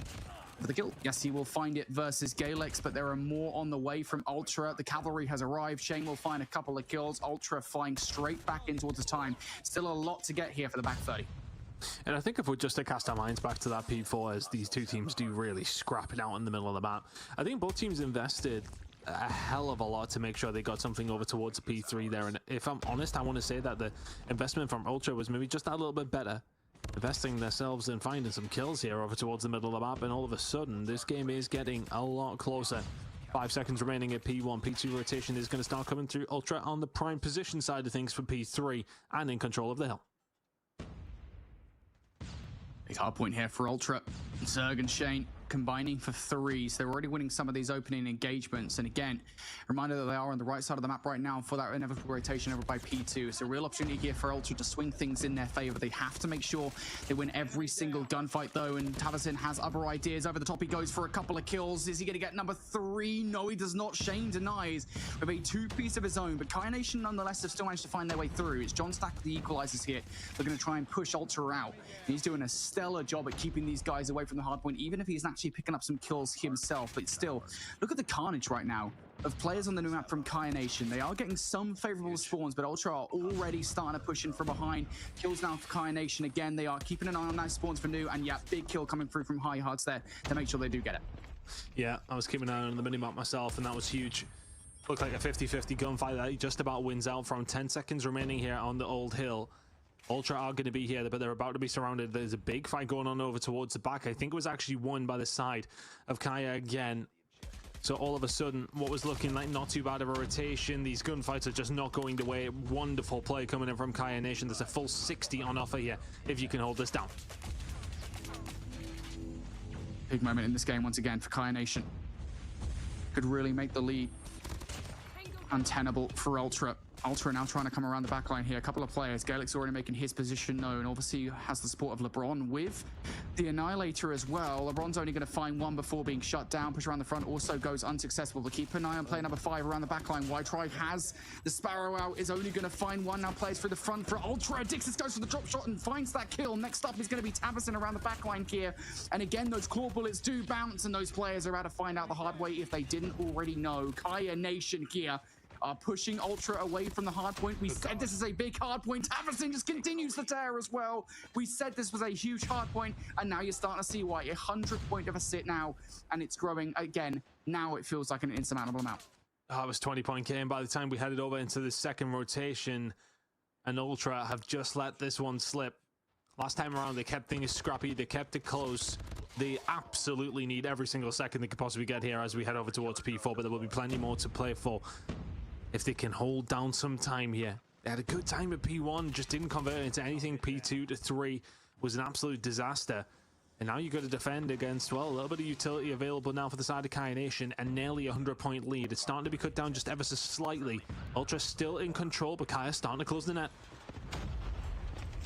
Starting already getting behind the enemy lines here. Dixis will fall around the back line, so that's a good start for Ultra, and they're also winning the gunfights towards the hill, but nonetheless, Kaya Nation have managed to break on through. Ultra, once again, starting to close in with those back spawns. They should be able to get back through, and they will. Still players hanging about, though. iHeart's going to be one of them. He will slide out for a couple of kills, surely. Not able to find any more than that. LeBron will deny for a couple, but the fact that Kaya Nation continue even able to test this time is quite concerning for Ultra, who now against a Kaya Nation squad that are just 30 points away from victory, cannot afford to give up a single rotation. Feels like they might have already done that. Kaya Nation in towards new. Shoe on the other foot, though. Ultra have closed that gap, and they've done a really good job over towards P1. Rotation will work out in their favor. What was a 100-point lead? Now it's sitting still at around 60. There's a lot of work still to be done, but you're in a much better position than you potentially were. But now all of a sudden, our starting to come into use, and this is where you really do separate the best from the worst, and can they manage to make this count for them? Why is the only one who can answer back with a kill. Calyx will be there for one. John, though, has been so influential for the squad, not quite leading the way. That's going to be Tavazin. Can't find anything else himself, so has to be investment here from Ultra to keep themselves in the game. Kaya Nation still only 25 away. Can see those War Machine bullets coming from a mile away. Hard's making them count. Kaya Nation in control of the hill for now. That's just an awkward situation, isn't it, for Ultra here in this situation? Tavazin once again trying to piece up, and he finds 3 in a row. Shane will not be the 4th here, but he is going to be weak enough that John Snack should be able to finish it off, and he will. Contention from Ultra will stop Kai Nation from closing things out on this hard point regardless of what happens, but I was about to say, really difficult decision making from Ultra on the whole there. They had no choice but to bring out all of their operators, throw everything, including the kitchen sink, at that hill to stop Kai Nation getting that time, and it still failed. Now they've got nothing besides the Annihilator of a bomb going towards Nu, and he's already found one. He's found a couple. LeBron is just going to wipe them all out, apparently. Oh my goodness, they all line up, and he finds more than a few. They find themselves still quite some time behind. But another 25 seconds, you break 200 points, and all of a sudden you start to bring it back, but then you see those kills coming through and know that this game may well be done. Didn't quite get a read on where the pressure was starting to come from. Inside the point is Kaya Nation. You got to do something with your Galax. It's not looking likely. Kaya Nation looking to close out here in map number 1. Comfortable game. They'll take it away, and what was just a really good hold at P3 last time around, we see it on the second rotation, gives them that humongous lead, and from there for Ultra it is a very long road back, a road that they did start to tread on but could not quite get that gap closed. All in all, a relatively, I want to say close-ish map number 1, but Ultra always felt like they were a beat behind. Yeah, I mean, again, it was a slight advantage for the first set, right? I mean, for basically the entirety of the game, I'd say until like 60-70% of the way through, it was a 30 to 40 point advantage. And Ultra, they kept them close. They were winning rotations when needed to. They were holding close against Kai Nation when required. But as you said, sometimes it is literally just one hard point that can split the difference between these two teams. And that is absolutely what happened here. It was on that second set, we went over towards P3. Kai Nation, on all the rotational battles, Ultra just could not break regardless of what they tried to get in towards that hard point. And that was the moment where it was like, yep, Kai Nation, you have just won this game unless you phenomenally slip up, and they just didn't. Sometimes it happens like that. Ultra can be happy with themselves that they're able to hold close for, again, the entirety of the game, but this was the hill to split. Yeah, and it can be the difference maker. P3, we always talk about it. It is massively important. They could not quite get the job done. Looking over towards it though, LeBron had a couple of good moments, in fairness to him, putting the time in on the board in terms of impact, very much there for the top of his team in the MVP for them. But looking at Tavazin as well, fantastic performance from him. But yeah, LeBron doing some good stuff with the Annihilator. I want to say had a relatively decent game, but unfortunately it is that P3 difference, right? You see the break that came through towards the beginning and they made it count. I think for a lot of players it is about sort of saving those operators for the sort of opportune moment, and that seemed to be the case there for Kaya Nation. Find themselves 1-0 up, and deservedly so in this series. Sure, well, Kai Nation proved to be the better team in Hardpoint, but he will prove to be the better team in Search and Destroy, because Fire and Range Search and Destroy is up next. And this is always one of those interesting ones, because I think of all the Search and Destroy maps, this is always the one that feels like it exposes teams for how slow they can be, right? And I think very often in these open qualifier settings, I think in particular, you see teams really start to feel themselves, maybe not so much have formulated strategies, they kind of just run and gun at the opposition, and that aggression can define the way games go. I'm curious to see the depth of strategy that we see from these teams, right? Are we going to see that kind of, all right, well, we're just going to run at the opposition through the middle of the map mentality, or are we going to see something a little bit more formulated? Well, I mean, sometimes I think, you know, when you're not too sure what the opposition's going to be like, that rushing tactic can kind of work to kick things off. But I am a big advocate, maybe because I'm now 32, that it is more the slow player. I do like to say, look, I am getting old, mate. I don't necessarily look it. I will say that. I blow my own trumpet in that sense. But at the same time, I think, you know, seeing that slow, methodical play is always a nice thing to see. You know, you really do see, you get the cogs whirring a little bit in your head and you sort of understand where the teams are coming from. But maybe at a lower level, you do sometimes just see those bang outs over towards a point, and that's always super exciting as well. Does it necessarily lend itself towards one way or another, Fire and Range? It can go at different directions. Look, you would think Fire and Range, Search and Destroy hell on at all times. That's not always the case. It is very much one of those, it can be more methodical, I want to say. You know, you do see teams sort of play it a little bit in a certain kind of way, especially snipers coming out. People don't want to peek their heads out. People don't want to get caught because they know the numbers advantage can really make a difference. Teams have styles. We'll start to figure those styles out as things go on here in the search and destroy. Yeah, to be honest, I think, at least from my perspective, again, from what we've seen over the last couple of seasons of SPS since we joined, it feels like the strategy with Fire and Search and Destroys begins and ends with what do the offensive setups look like, right? You know, how do these guys approach the bomb site? Because actually holding on towards the bomb site is relatively easy, I want to say, right? Once you're into the bomb site, once you've got the bomb down, things become a lot easier to win out the round. So really, it comes down to what do the offenses look like? And for Kai Nation right off the start here, things look a little bit uncertain. They want to draw that first blood before they move forward, but this is always a very dangerous strategy. And the reason it's a dangerous strategy is you allow players like LeBron and Shane to get into these power positions where they effectively have full control over A. It's giving up that map control, isn't it? Like it's sometimes why I don't like the picks play, where you're sort of sitting back waiting for a mistake to be made. And that might be it. John Stack will find out up here against Shane. So now all of a sudden you can see in the bottom left corner, Kai Nation's just starting to converge on this site. Why try? Well, you're going to have to realistically find something here with the Tundra. Watching over a couple of different places. You can see the utility in the minimap starting to come out as well. Smoke's coming down. Why try? Fantastic snap on the dicks, and all of a sudden there's a 4 versus 4. Good shots and ambitious ones coming through the middle of the map. Gets caught out though. Tavozen finding 2. All of a sudden, we're down to a 2 versus 2. That bomb, not quite down yet, but the opportunity is there. The flank came through from Ultra. Can they make it count? Yeah, map has effectively flipped here, and I do wonder whether Kai Nation want to try and rotate that bomb away towards B. At the moment, I think they're uncertain. They're just waiting for somebody for Ultra to make that first push through. Things will calm for a moment here. Again, if they do choose to push over towards B, they might be found out depending on what the timing looks like. Nope, not anymore. Zerg pushes to move over towards A. So that bomb will now be able to make its way over towards B. And now the next question is, how quickly do they do this? They should be able to get the bomb down, but they have to make the decision fast. Looks like they are going to have that opportunity, and it will go down. A commitment here for Ultra over towards A. I hate to tell you guys that they are very much not that.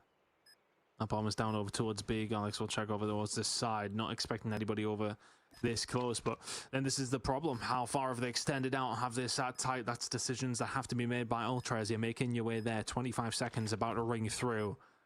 The time is already not on your side. Need to find something here very, very quickly.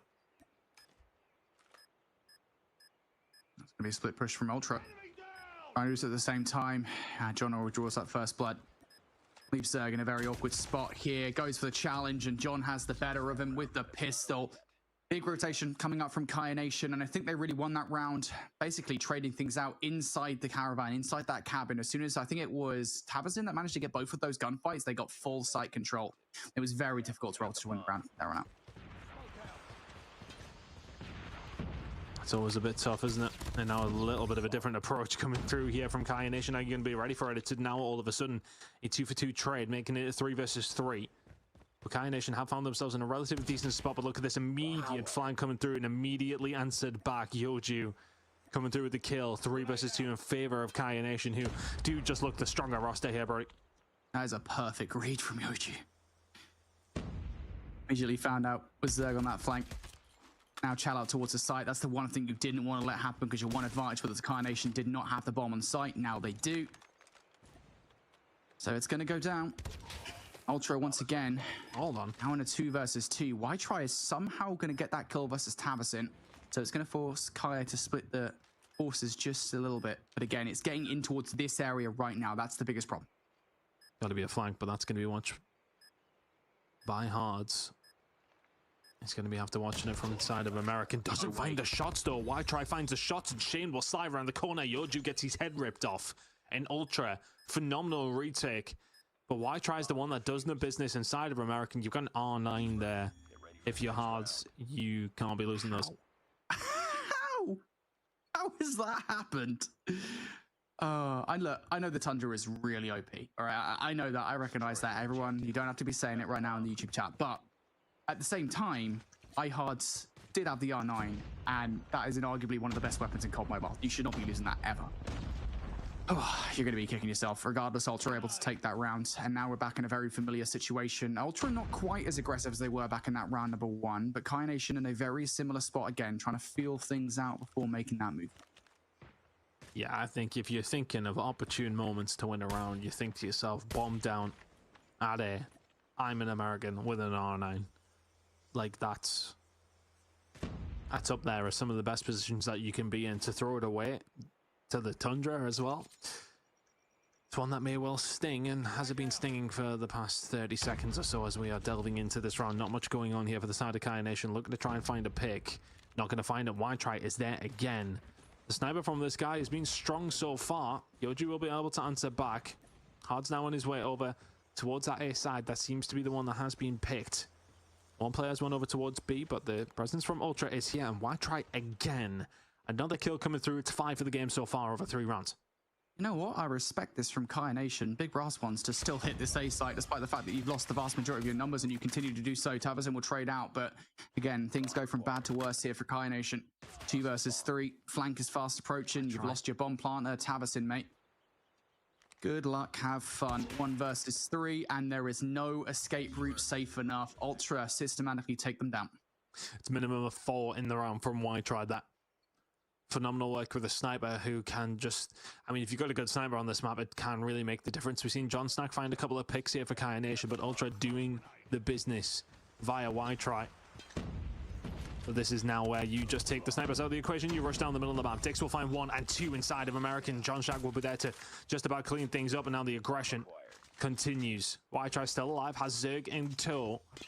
Both with a sniper rifle in their hands. We'll be watching for the cross. Don't you dare peek it. You have done. All of a sudden, it's a 2 versus 2. That's how slow he peeks it as well, right? It's just like, hey, would you like my shoulder? Is your shoulder not good enough? Hey, you can have my chest as well. Why not? Free kill for a Y-Try, who's having a phenomenal game of search and destroy thus far. Nade over the top will actually not go over.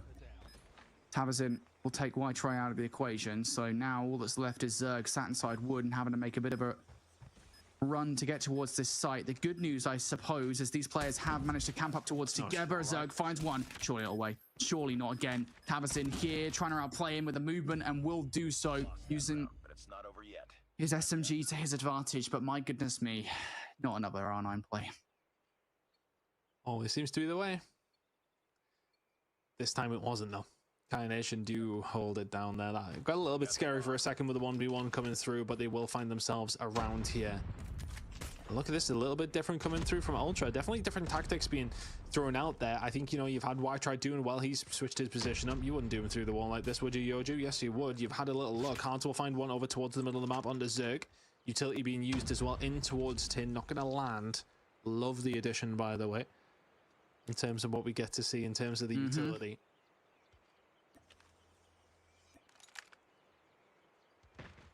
Sometimes we get pampered, mate. Sometimes. Not that often. Well, Yoji's already been campered in this round. He's already found that second blood. Kai Nation well to the advantage. I like the response from Shane to move all the way forward towards wood to try and press the issue. Unfortunately, he doesn't find any value. And now the world is their oyster. Right, for Kai Nation, you have a wealth of options as to how you want to play this round.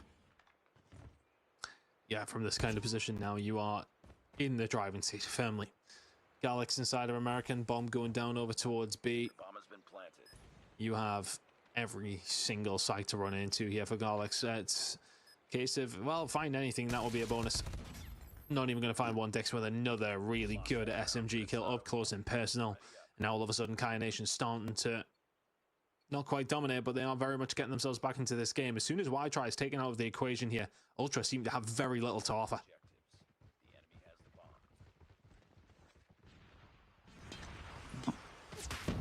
See whether this is just a very good offense or a bit of a weak defense from Ultra. But already at the start of this round, we're seeing trades galore, and immediately Kai Nation reduced down to the last remaining player. John Snacker has just been found out. Didn't quite spot Y-Try on that push in a very fast and furious round. Sometimes it does just come down to button heads in the middle of the map. Ultra win out. Yeah, and when you're not necessarily having the best of times over the last 2 rounds, those are the kind of rounds that you absolutely want and need. The enemy has the bomb. So now a time to change things over. I suppose 3 for 3. Have we got any indication how things are going? Oh, I mean, Tavizon now has an indication of where the hell everybody is. Yoju finds 2 though. Jeez. And all of a sudden it will shut things down, make it 3. He's working on the ace here, all on his own over towards B, and they cower in fear. LeBron has now managed to stay around. Dix is now going to go in for the flank. Is going to get caught off guard, but my God, Yoju, 8 kills in the game, 3 of the finest there in round number 7. That is absolutely wild. Yoju almost single-handedly, I mean, I would argue he did single-handedly win that round for Kai Nation. So difficult to get on water sight when you've got a competent sniper facing you down. Ultra felt that firsthand there. Great first defense coming out from Kai Nation, and the strats are mostly the same here. Once again, it is Yoju over towards B, but changing a strat here for Ultra.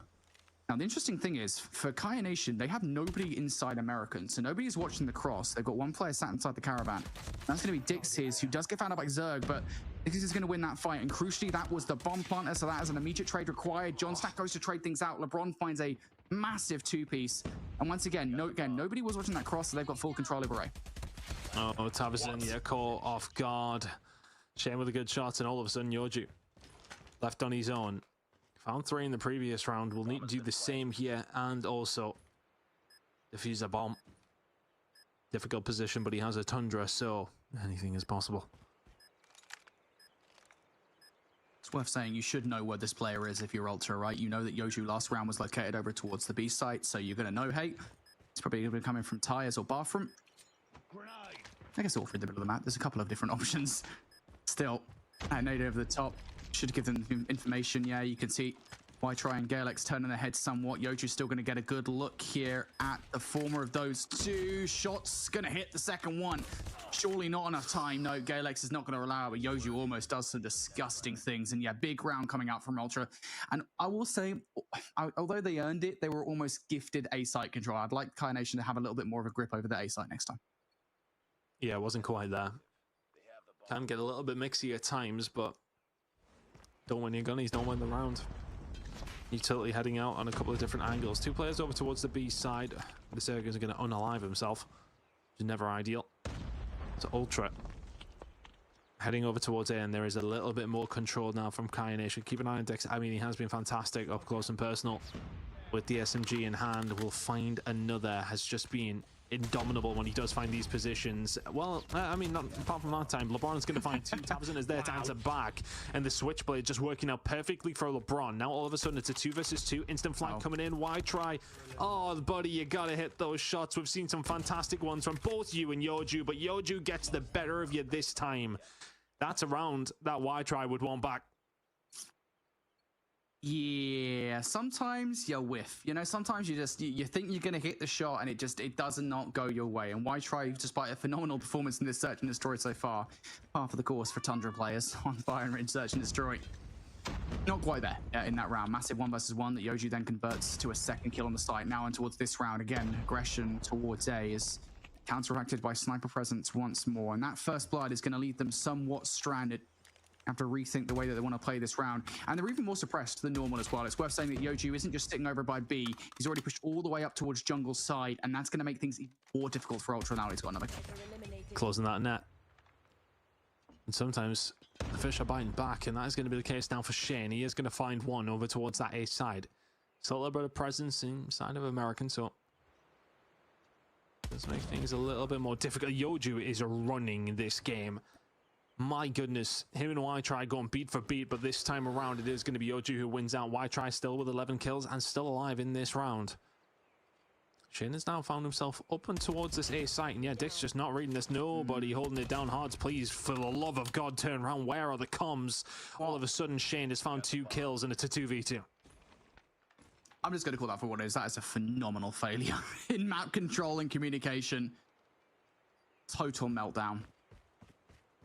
And now you've given Ultra an opportunity to get into this round. I mean, they've got full control over A. They've got the players in the power positions as well. They're obviously going to have to be a little bit careful that nobody comes on the flank, but I don't think Yoju is going to be doing that for quite some time.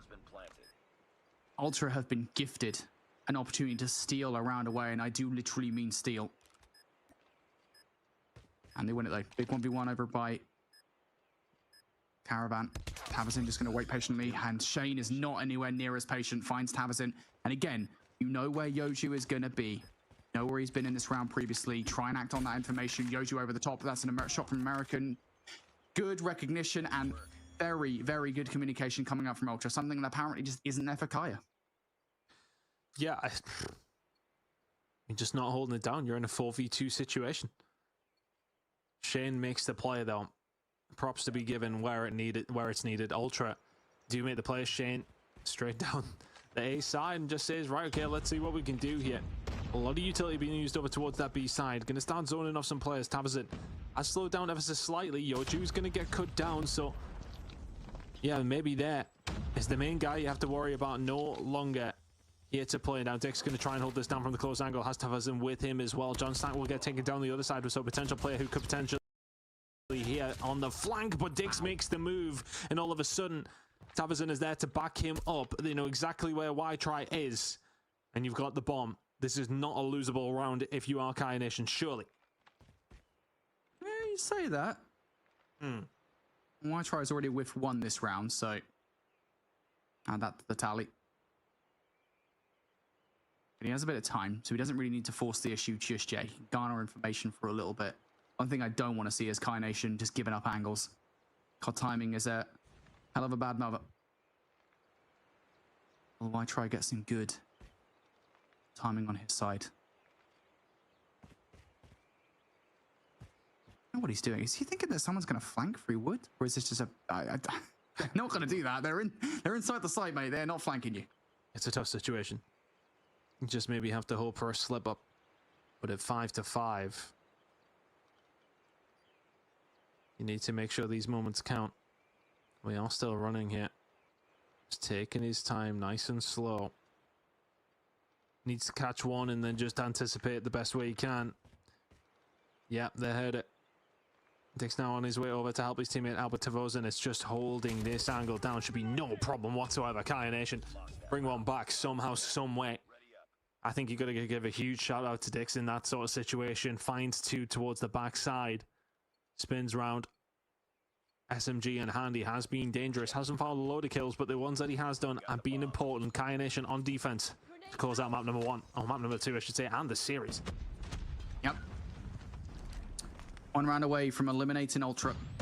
Utility galore over the top. How much of it is actually going to land on towards anything? Well, that's information for Ultra that nobody's actually inside the site, so that's some good news. What's not good news is the fact they've already lost LeBron out of the round. And once again, that same kind of situation we've been in before, right? Where Kaya Nation are starting to suppress them in this situation. Players pushed up. Yoju getting aggressive through the middle of the map. There could be a gunfight about to go down here. He's caught dead to right, surely, but Dix is there for the cover. John Snag will find another one. And Ultra need to find another huge moment. Yoju just now starting to close the gap. Y-Try should be dead to right, and that is a clean wipe from Kaya Nation. Not just in the series, but in the round as well. 2-0. The job is done. And they will advance on to losers bracket round number 2. They will have their chance to make it to the challenge season. Yeah, and it feels a little bit, at least from my perspective, like Kaya Nation won that one from the 3 rounds they're able to take around the offense early on, right? I mean, just stealing those ones away from Ultra situations they're able to get them just gave them a much better foothold going in towards their defense. Because let's be honest, there it does feel like a little bit on the defense that Ultra, I mean, on the offense, excuse me, Ultra again in this situation, so maybe they just weren't able to close out rounds, but for the most part, they were not the ones making the vast majority of mistakes. And Kaya are very lucky that they were able to perform as well as they were in the first few rounds. We're going to see those once again there. Kaya Nation able to close things out on the back half of that search and destroy. I will say, partially down to the fact that Yoju was as dominant as he was. I think he finishes with like 15 kills or something ridiculous like that.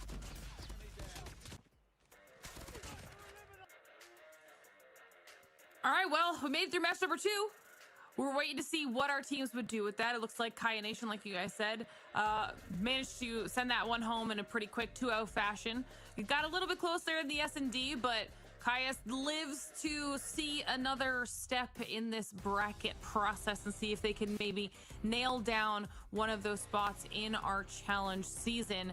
So we'll have to see what happens with them. We also have a bunch of other matches that are still happening in the background as well. And don't forget, if you're just joining us, Tribe was the very first match of the day that we watched, and they were able to take out Pollos Locos. And now we're getting a chance to look at the bracket here, and you'll notice that this bracket is the second half of kind of what we're seeing. So Tribe, after beating Pollos Locos, you can see there on the upper bracket, will end up going up against Truly, a team that we've seen previously in other seasons here, Brody.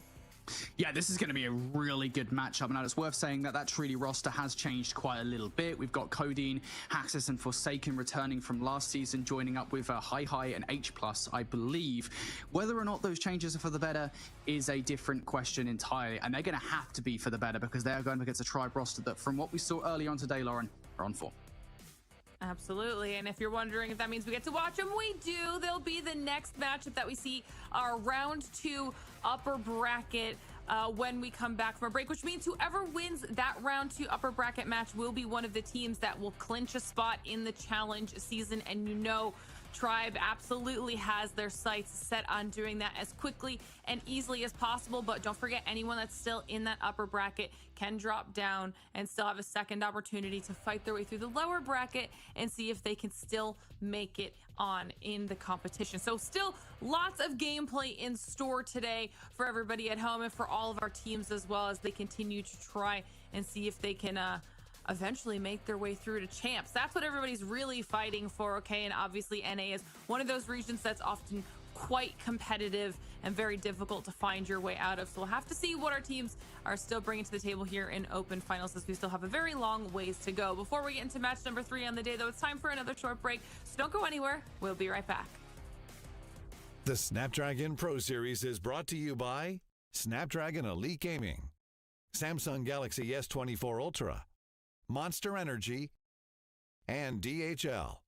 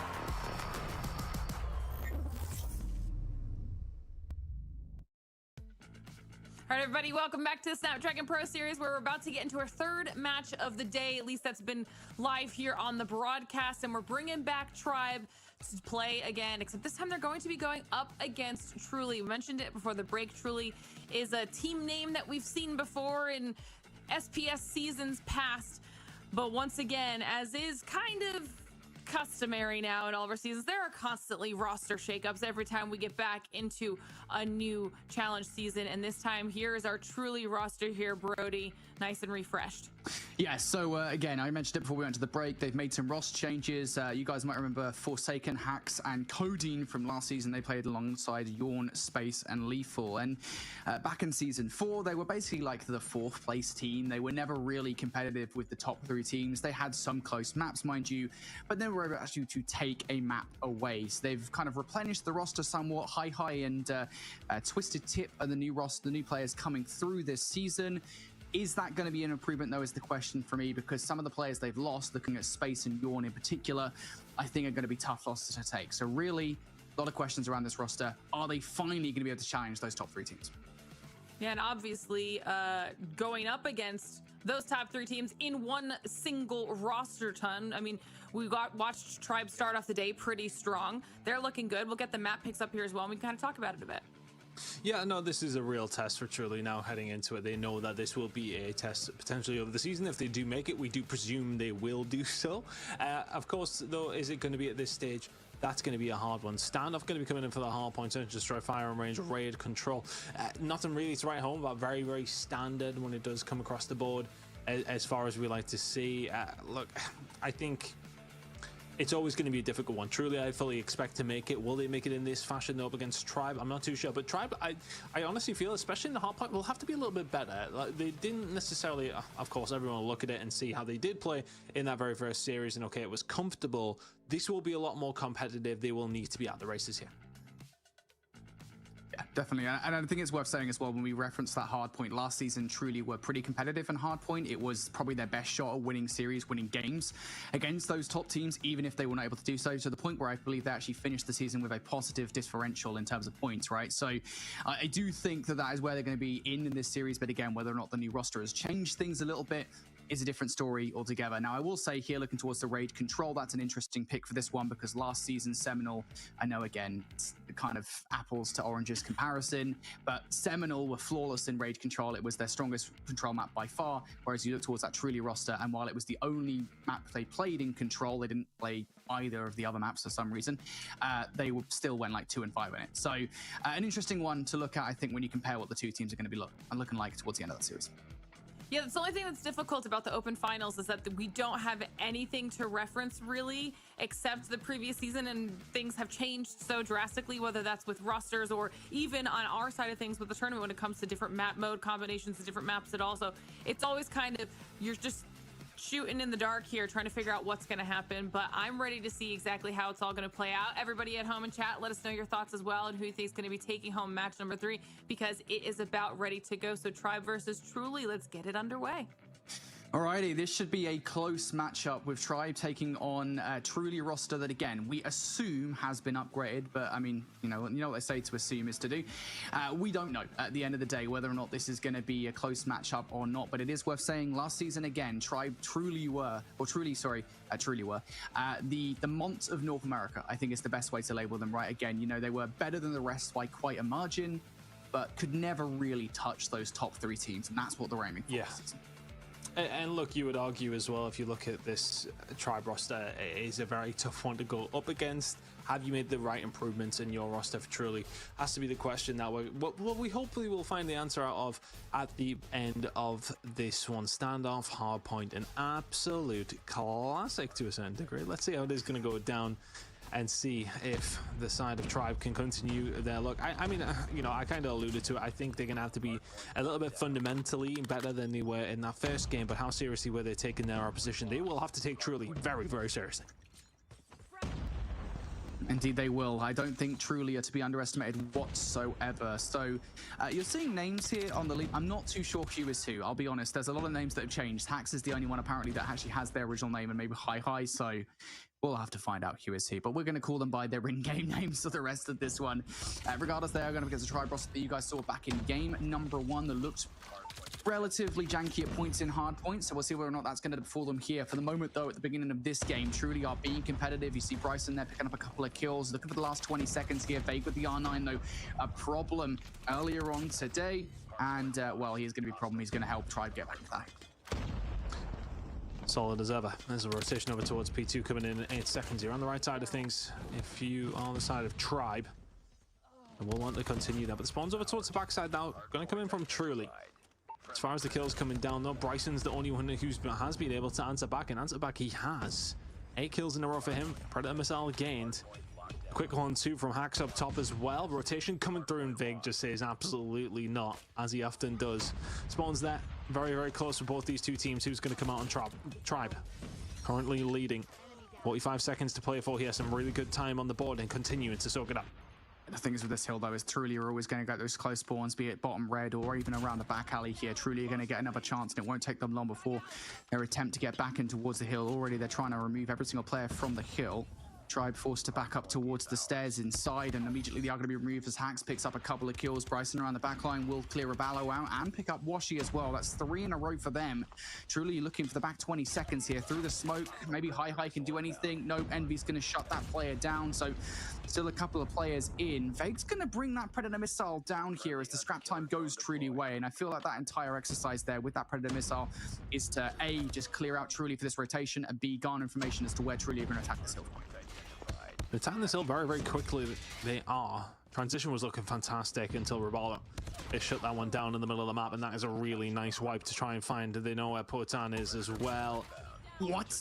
Apparently not, because he just span on Teabag. All of a sudden, the break is now potentially going to be on the cards. Washi's the only one who can answer back. They set up. They took a lot of time to get a hold of this, and it's looking like they are going to hold it down. A momentary scare there for Tribe, but 40 seconds remaining in a good position to soak up the majority of that now.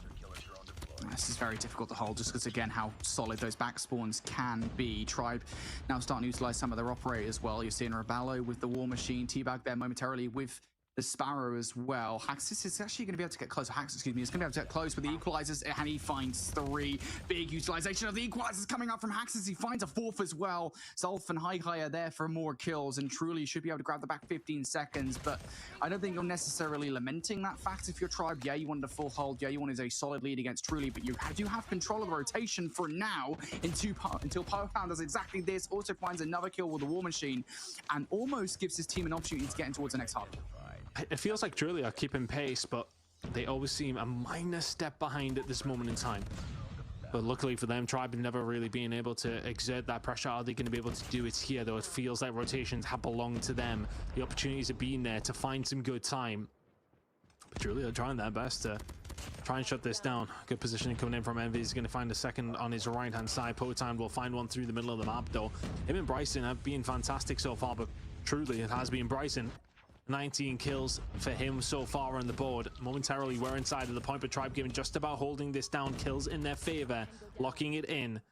Hi will eventually fall inside of the point, so they will have to retreat back onto this, but Envy's just trying to hold this down. Tribe with their first decent lead, I want to say, of the game so far. It certainly does feel like it. Again, though, it is tentative. Truly can still fight in for this time, and they certainly still are for now, as I say that. It's a full yellow kill feed, and Tribe are able to take Truly again. But again, it is worth saying, right? The way that spawns work here on Stand-Up Hardpoint is the Truly are going to continue hit this over and over and over again. They are spawning extremely close to that hardpoint. Bryson and Poatan are able to take advantage of that by removing the players that were inside from the hill. And yet still, Tribe are able to get the vast majority of time away. So again, a tentative lead as we get into the second set here, about 40 points or so. That could grow in Tribe's favor, but Truly, a lot of opportunities to close it, and Truly will win the flurry of gunfights over towards P1. There is that opportunity now. When you see Vig going to the point with an R9, you just expect one outcome. The outcome was an actual trade, and speaking of R9, it was worked up from Hi as well, but Washi will be there to clean things up. Tribe Gaming now with 35 seconds remaining here on P1. Some decent opportunities to try and soak this up. Hard masonry work there, allowing Washi just to get the gap. We'll just hold this one down. Bryson again, though, has really been the linchpin for the side of Truly. His 25 kills, though, are not enough to stop Tribe Gaming. Starting to extend that lead, starting to get a little bit of comfort now. 15 seconds remaining here at P1. They've soaked up the majority of that time. Yeah, so that was an opportunity for Truly to come back in the game and close the gap between themselves and Tribe. Well, I think Tribe have taken that the other way and have taken the opportunity to blow this game wide open. Their biggest lead yet. Now big gunfights already being made on the rotation. One being won by Envy. Babe's going to use the equalizers to win theirs over by the Haystacks as well. Tribe, a massive opportunity here in this game. Again, just like what we saw back in game number 1 today. Tribe now an opportunity to put a serious gap between themselves and Truly. Envy's going to utilize the claw through the gas station. It's not actually connecting as many shots as you normally expect to see. Finally, it will for the second. Has to go towards his regular DRH for the third. He will not find that kill, but fortunately enough, Washi is there to trade things out. Now, Truly, what can they do? Can they get anywhere close by? No, not with the operators on hand for Tribe Gaming. And you know exactly where these players are. You've got all your players in the power positions to deal with them. Vague outside and basically is an operator with the R9 in his hand. All of these gunfights, besides maybe one or two, are going Tribe's way. So much investment from Tribe, though. And I think if you're looking at this investment and you are hoping you're going to be able to do the same thing when your operators are up, which should be coming in shortly, you would like to think. Unless some investment did come through during all of that foray over towards P2, but that is as perfect as you could possibly want if you are Tribe. Now heading over towards the next hill, you need a good lockdown, but those kills starting to come through are not the start you want, although that's turned on its head very, very quickly. Decent hold so far from Truly. This point is popping in 5, but the spawn for Washi. Did he get there on his own accord, as he has just been blessed? The rest of the team now alongside with him. This is going to be a hard hold for Truly. Tribe Gaming can close it here. Nah, Truly though, winning all these initial gunfights, maybe Envy can do something on a bit of a solo play, taking shots all around. He does actually somehow manage to find a second kill. It takes Axe with the equalizers here to do some damage. Now just firing through the smokes for some more kills. He's going to have to wait now for the rest of the players to make their way around the corner, but he is there with a pre-fire. Power-Tan also pre-firing now the War Machine from that area. Brilliant defense so far of this hard point. We said this was the hard point that Truly needed to close the gap, and they are doing such a good job. They are actually investing in his operators. I was about to ask, do they actually need to at this point, but now they are starting to come out in towards play. Tribe sending a couple of players close by. Vega's going to be the player, if anything, to do anything about this. No, great read from High. Gets the kill with his own R9. That is a perfect hard point from Truly, and they do it the exact way that you said, Tom. And that's what they needed to do. It was 60 seconds answered back and forth. P2 to P3, both teams exchanging it, and nobody really coming out with an advantage. But we go over towards a new hill, and now can it be done the same way once again here for Tribe? You need to be able to do something though. If you're on the side of Truly, that's a claw that will not be used to its best advantage. Now inside the point though, can they hold it down?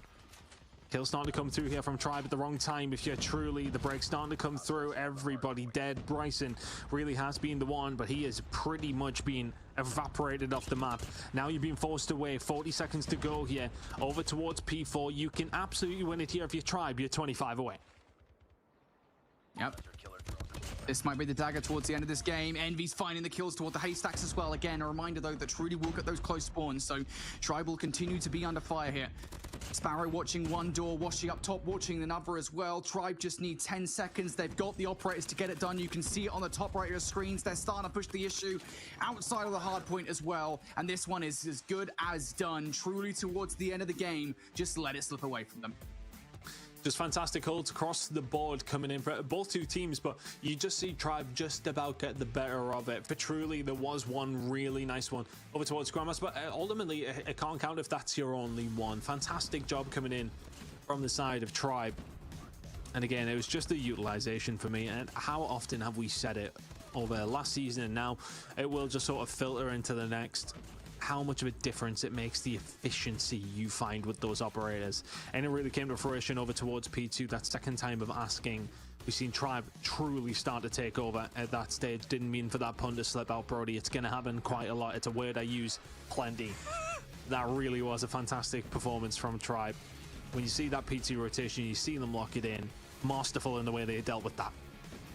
I feel like you've avoided that for a very long time, to be fair, mate. No, it wasn't even intentional. That's the thing. You were on NA playoffs last season. You didn't get to cast much of the regular season, so we didn't get to hear that come out too much. But now we're here seeing it full force. Truly not the start they wanted to this series. We got to do it every so often. Tribe, phenomenal start though. You talked about the operator usage coming out, I think, particularly towards that P2 rotation on the second set, and that really was what split the difference. A 50-point advantage growing to a 100-point advantage that Truly never really were able to close. Also helps when Ravallo puts down 37 kills. Yeah, it's not too bad. Not too bad at all. And again, look, I mean, as far as the outslay goes, you know, I know a lot of people like to talk about it, so I will in that sense. It's still quite decent, isn't it? Looking over towards it, there was towards the 30-point mark. I think if you look at Zolf and High, that's a tough game from them. Bryson really was leading the way, trying his best to get his team over the line. ultimately 35-22 with the 10 assists is not going to work out. Look, for Truly, I think it is the difference maker. You know, you think about 60 points and you think about how that game ended. It was comfortable. It was around 70, 80 towards 100. The difference in the end. That's the difference between what 30-40 seconds that you get on a hill and the other team don't, right? I think it's sometimes a lot of people don't compute it when they're thinking about hardpoint. The swing that can happen on a full 60. If you can get in there, find one good break, you're finding that full 60. All of a sudden, instead of being 90 behind, you are finding yourself 30 in front, right? It can swing that quickly in games. It is maths, but sometimes people don't do this maths. They think to themselves, all right, okay, it's only 10 or 15 seconds. No, that 10 or 15 seconds is 10 or 15 seconds the other team could have had. So it does equate to a lot more. I say, Brody, sometimes people just don't have this called brain. And it's, you know, it's a curse. It's a curse.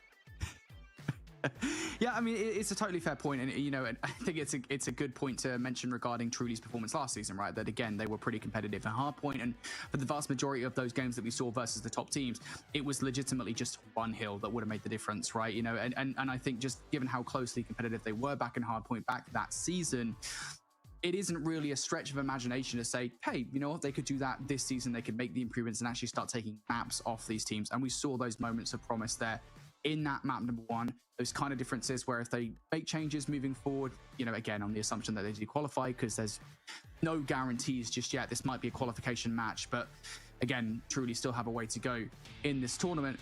If they don't win this one, still, if they do qualify, we can see them making improvements moving forward. So looking good in hardpoint. In Search and Destroy, though, that is totally different gravy for these two teams. Again, a reminder that all of these players across their respective teams back in Season 4 for Tribe were phenomenal at Search and Destroy. So Truly are going to be up against it here. Well, they are yet to lose a round of Search and Destroy today, so let's see if Truly can go a step further that. Incredible for me today. Quick maths, quick stats, love it. Honestly, like, it's maybe at 3 AM, that's when my optimum performance comes out. Don't know what that says about me normally, but relevant of that. Truly now trying to play this one nice and slowly on the attacking side. Tribe happy to sit tight. Feels like, you know, they're happy to be very regimented when they need to be. Can be aggressive when necessary. And right now, patience is the name of the game for both these two teams. But Tribe Gaming are the ones who can be more patient on the defensive side. Truly yet to make a move, yet to find any information. See the nades coming out over towards A. That is not going to garner much. You can see no damage done across the board. So plan B, if you've got one, needs to start to come through very, very shortly. I think that you know that if you're truly in this situation, you've got these players in these key power positions you need to take out. There's player number 1. You need to get control of the caravan. You do exactly that. Second kill also going down in favor of Poet's hand. Good reads on where these players are, but Envy will fire back, as will Teabag. So what was advantageous for Tribe now no longer is, or Truly, excuse me, now no longer is a 3 versus 3. The bomb is still going to be down though. Nade in towards the caravan there. Teabag not going to land on towards anything. So you're going to have to get his hands a little bit dirty in this situation. Bryson, take Washi out through the middle of the map now. And for Tribe, all of this retake has to be through American side. Teabag is a freebie on towards Bryson. Not surely a second on towards Hax. No, he doesn't. But he will have just spotted out where both of those two players are. Envy knows. No choice but to just try and pre-aim. Perhaps a little diffuse fake, maybe. Nope, just taking some shots here. Envy trying to line them up in towards the site. He goes and he finds 1 kill, but will not find Hax as well. Strength in numbers for Truly. A really good job, because when you have those slow starts to your attacking rounds, it can be somewhat disheartening. The Hax runs inside of Caravan and all of a sudden finds the gunny on the 1 player, opens up a site completely. This time around, they're not waiting for that opportunity. They're going for it straight out the gate. Still fantastic shots into Washi. That will back them down. Still plenty of presence here from Tribe, but this bomb may well be going down sooner rather than later. Has no presence here.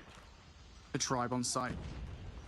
Truly got the measure of him, and maybe Teabag can trade things out. Teabag's going to find 1 through the smoke. A good effort, and Self will offer him up for a second, but the trades are still falling in favor of Truly here. Envy's going to have to shuffle his way over towards A. Jump over did just spot out Hax, but I think Hax has also seen them. So Envy here, phenomenal sniper player, looking for an exit frag, not even going to get a chance. High is going to take them out with the R9. Lovely play from Truly to just force your way towards a site. I think the question now is of what Tribe have learned over those last 2 rounds is going to come into something to work out for them. It's looking like aggression again over towards this A side from the side of Truly. A lot of utility used towards the middle of the map. The smokes are down, and Zolf is quite happy to just waltz through the middle of it. The shots, oh, not clean enough. Rabalo will find one. High is there to find one, and the second. Rabalo already weak from that previous engagement. High should be dead to rights and will be. Now a 3 versus 3, but the aggression has paid off for Truly in form of a little bit of map presence. And see Envy, prime position to cause some chaos.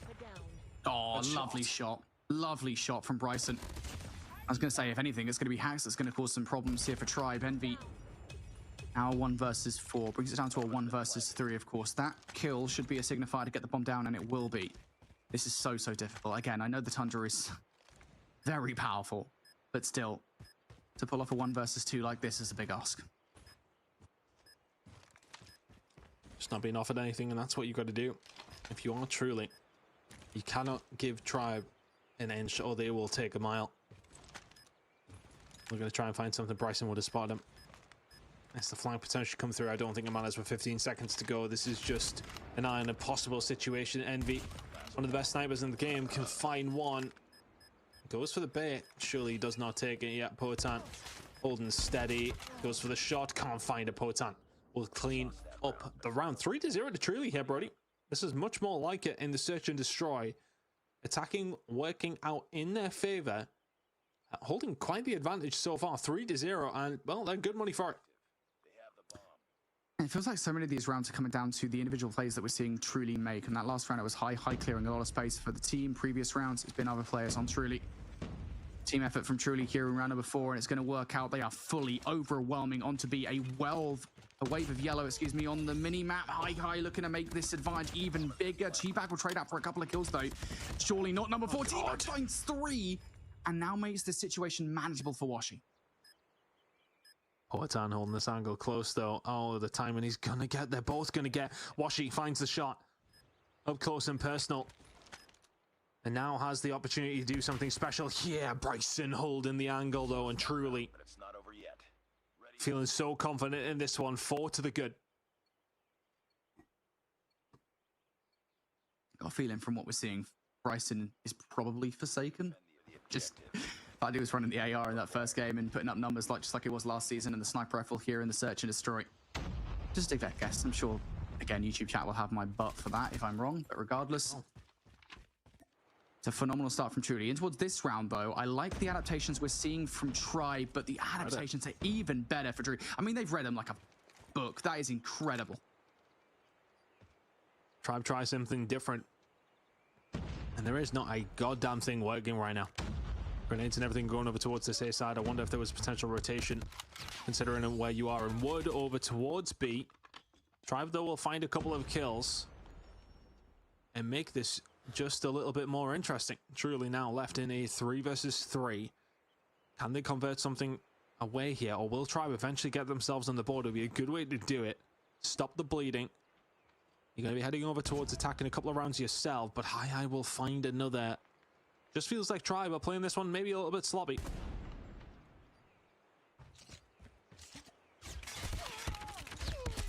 Yeah. Oh, big kill from T-Bag, though.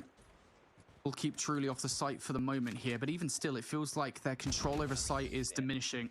Great read that High is going to push through the middle of the map, and you know where the last player is going to be coming from here because they were pushing over towards A previously. Axe still might be able to get some good timing, though. Trying to force the issue. You really needed to get that gunfight clean against T-Bag up top, or potentially even Envy. No, neither of these gunfights are going anywhere. I'm really not sure where his Fennec has gone, but it's doing something. Still on the hunt for these kills, and I think now with 19 seconds on the clock, your best opportunity is to get the bomb down. He has an opportunity here. A bomb will go down. What was a 3 versus 5 in favor of Truly is now a 2 versus 1 in favor of Tribe. But Hax, has he got the time? And oh my goodness, I think he does. The perfect flank may well be coming through. He might have them both dead to rights. He did for a second. In the caravan they go, but will they be expecting this angle? Yes, they are. They go for the Chal, but Hax does not care. And the 2-piece comes in, and Truly are running away with the search and destroy. I thought for a second that Hax was about to choke what would have been a phenomenal play. Ends up winning it anyway. Tribe just do not look in this whatsoever. Truly have had an answer to everything that Tribe have been pulling off. Something has to change right about now. Nade over the top will connect onto a couple of Truly players, I believe. Information here for Tribe. Envy now needs to do some phenomenal things on site, and he does exactly that. Pulls a two-piece out of his cheeks.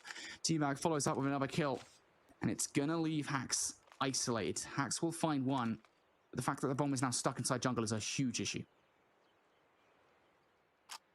Difficult spot. You are able to get out, though. But I think for Tribe especially, like, you need to be just so perfect for the rest of the search and destroy. Big. Now just trying to put a solidification on their first round, but hey, Hax is alive. 10 kills to his name already. Heck, he could make it 13 to find 6, but that would be quite something. Enemy down. There you go. Much better. Much better from Tribe there towards the end. They just didn't give up. Envy, phenomenal start to the round. I think T-Bag found number 3 and Truly were just bullied out of the site. And really can be what it comes down to sometimes is just getting in towards the site. Truly couldn't do it in that round. So Tribe have now got a foothold in this game. They're finally into it, and I feel like they want to carry that momentum forward because they are being fast towards B. There's one player over there. I think it's Zulf. He could be dead to rights very quickly if he can find anything. That would be phenomenal. He's not just found something, he's found 2. Slows them right down, gives his team time to get over. Now Hax is here to join the party, and Bryson, well, he's not going to be able to find T-Bag because his teammate's going to be able to do it just about in time. Poetan will take him down. Washi will be able to trade that one back, but he is left all on his own. Surely not. Washi, surely not like this. Oh my goodness gracious me. Washi, what the bloody hell was that?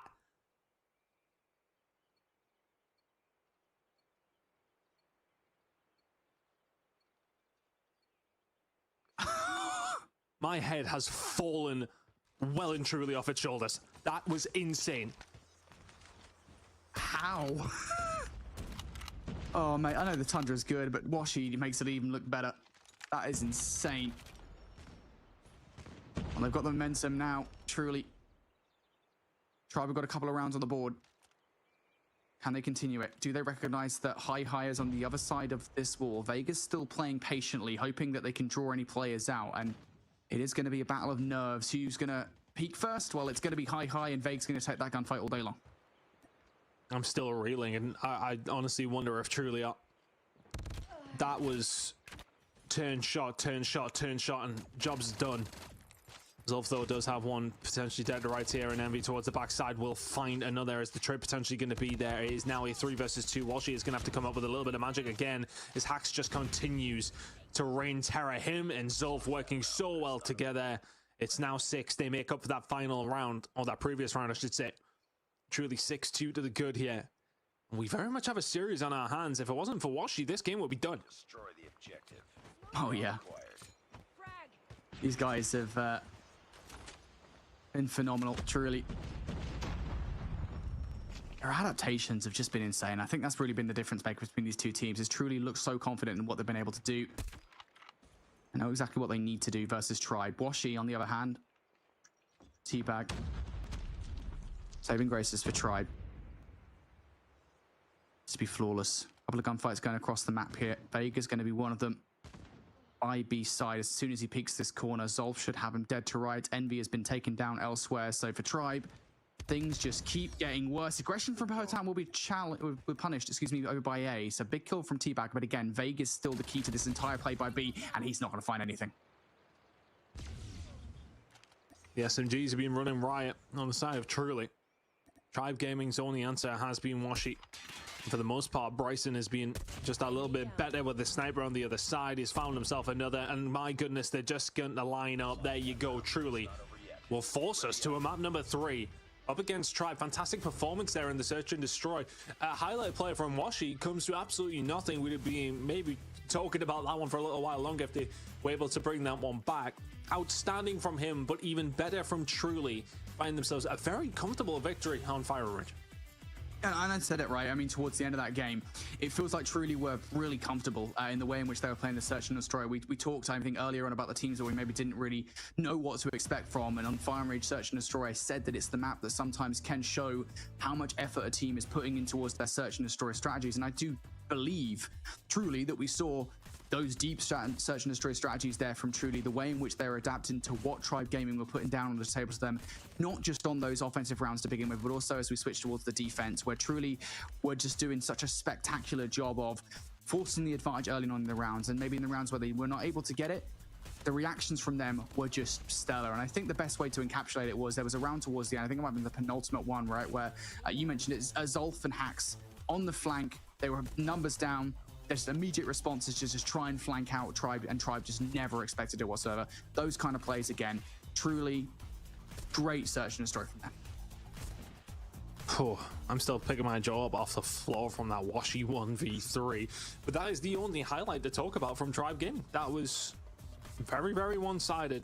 Hacks with the SMG, honestly, over towards the Caravan, that's the biggest difference maker. I mean, he found so much joy over towards that side of the map and just really started to run away with it. Fantastic job from the side of Truly to make a series of it. Honestly, I was heading into this expecting just a Tribe Gaming comfortable win. We discussed it before and expecting maybe, okay, yeah, a relatively competitive, but Tribe haven't quite delivered in the search and destroy. After what was a dominant performance in their first game of the day, they don't get it done. We have to see a control to decide the series.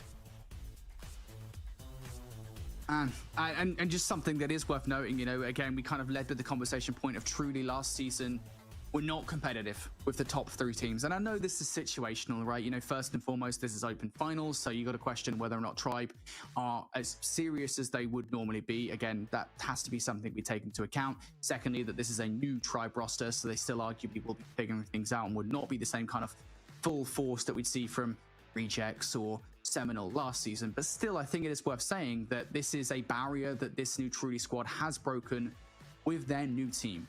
They were not able to take a single map off Seminole, Rejects, or Mayhem last season.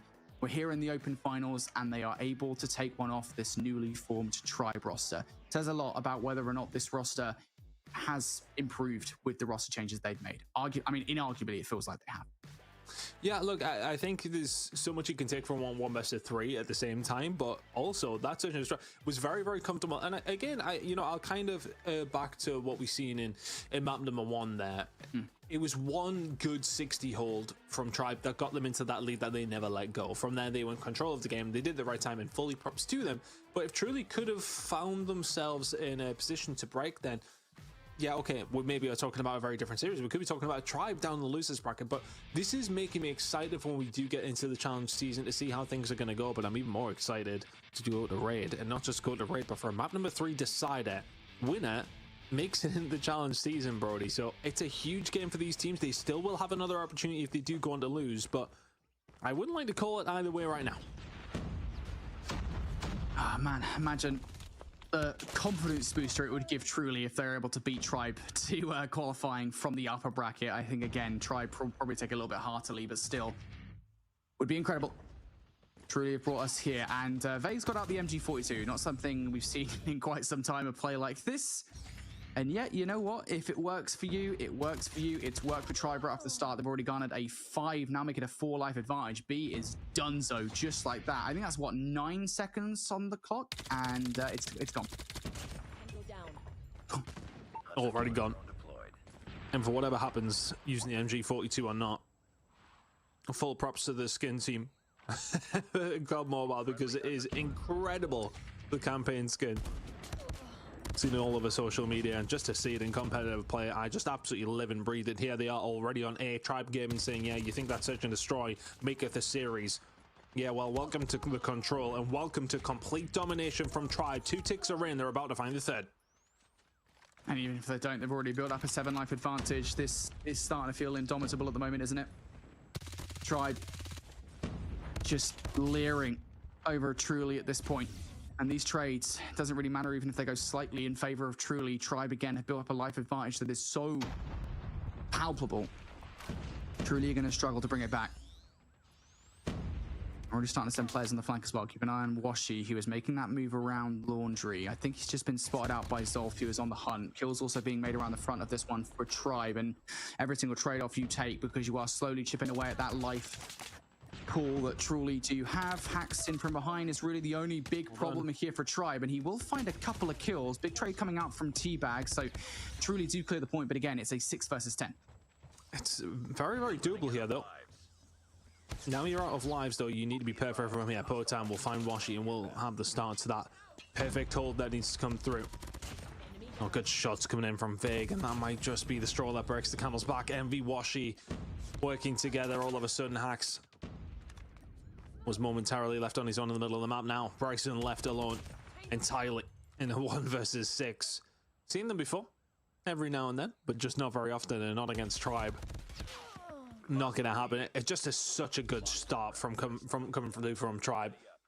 Over towards that B side, they punish truly as harshly as they possibly can, and then from then on, when you've got so much time and you have that life advantage, you can just make it work any which way you want. Yeah, just that start was so domineering from Tribe. There wasn't really an answer from Truly, and I guess the advantage you get from that, right, is as you go into defense, that snowball effect that we always talk about, where you get the operators right off the start. You're already seeing that coming out from Raballo. Envy is finding those first few bloods. Washi's putting up quick scopes in the middle of the map as well to add to the pile. It's a flawless start from Tribe. They take every single player down, and now we're starting to see Raballo's War Machine towards effect. He picks up a couple of kills towards Art, and it's exactly the same situation as before, where you built up this life advantage earlier on and Truly can't do anything about it. Vague for 3 near the spawn as well. It just keeps on getting worse. The knife keeps on getting twisted. Oh my goodness. Welcome to the blender, if you are Truly, and I just do not see a way that they get out of this one.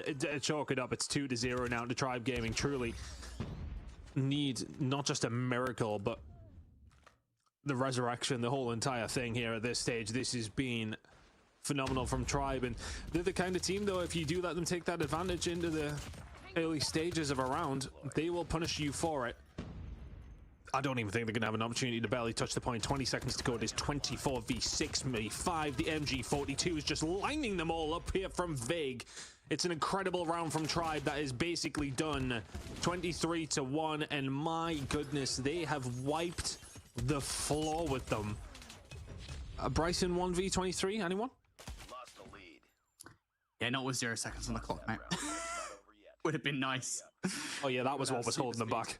Yeah, definitely. It wasn't anything to do with the lives. We don't need to focus on the left tally. It wasn't anything. Yeah, I'm starting to feel like Tribe have turned their phones on. I don't know if they were on. Maybe they were just on like just like really low brightness or something on the last game. They were giving themselves disadvantage. I don't really know. This is a very different Tribe, though. They are right in it now. But what a start from Truly.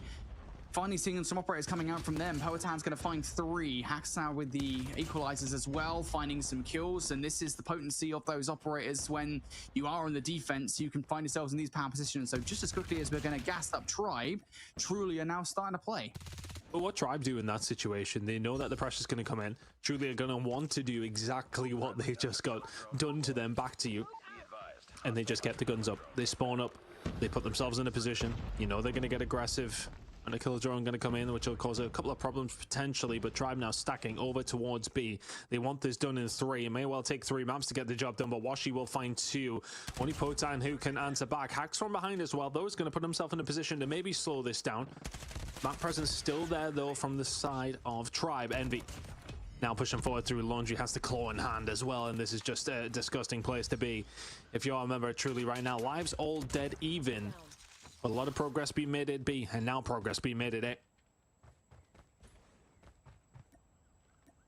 Yeah, it feels like for the start that Truly had, it's nowhere near as dominant as what Tribe did to them in that prior round, and now Tribe are starting to get some resources here. That War Machine from Raballo is keeping Truly at bay. Their only choice is to filter through basketball, and well, there is a good response. Alpha's going to get one with what I believe was the Gravity Vortex gun. Bryson is going to trade as well, so Tribe are momentarily removed from the point, but it is only for a moment as Vague now flies back on, splitting the difference between both of these points. Vague is taking shots through the wall and is going to take Zolf out of the equation. Yes, there is some resistance from Truly Tunt, but Tribe really starting to mount the pressure now. Starting to flex their muscles. A was nearly done. Now they're going to be giving that one up. It looks like it. MB was over there, and now he's dead, but B has been worked on 6v9 in favor of Tribe Gaming. And everything kind of has to come out here now if you're Truly.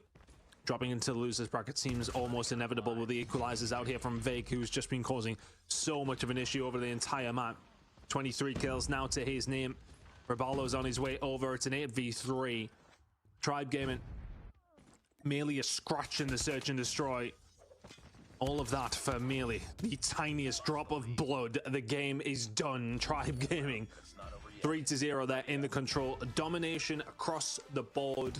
That's as strong as ever performance you want to see in a control. They'll be disappointed with the search and destroy, but other than that, comfortable, then dominant.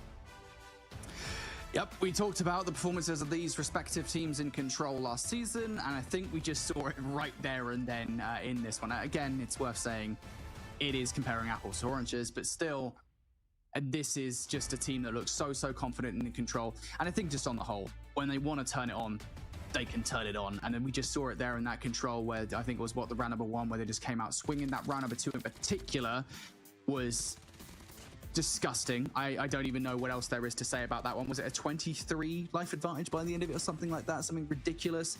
It wasn't 20, very kind. It wasn't very kind, I think we'll say that much, right?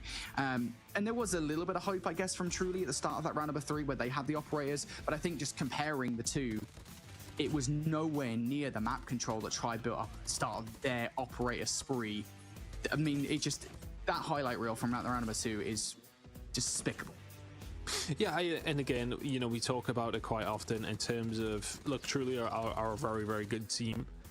It will show their mettle against some of the others, but going up against Tribe, this is the saying we use it in England, that's different gravy, mate.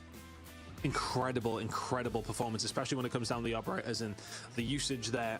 You've seen them really punish Truly throughout that entire second round, and that's where the score difference does make it. And then you see Truly get that opportunity to maybe do the same.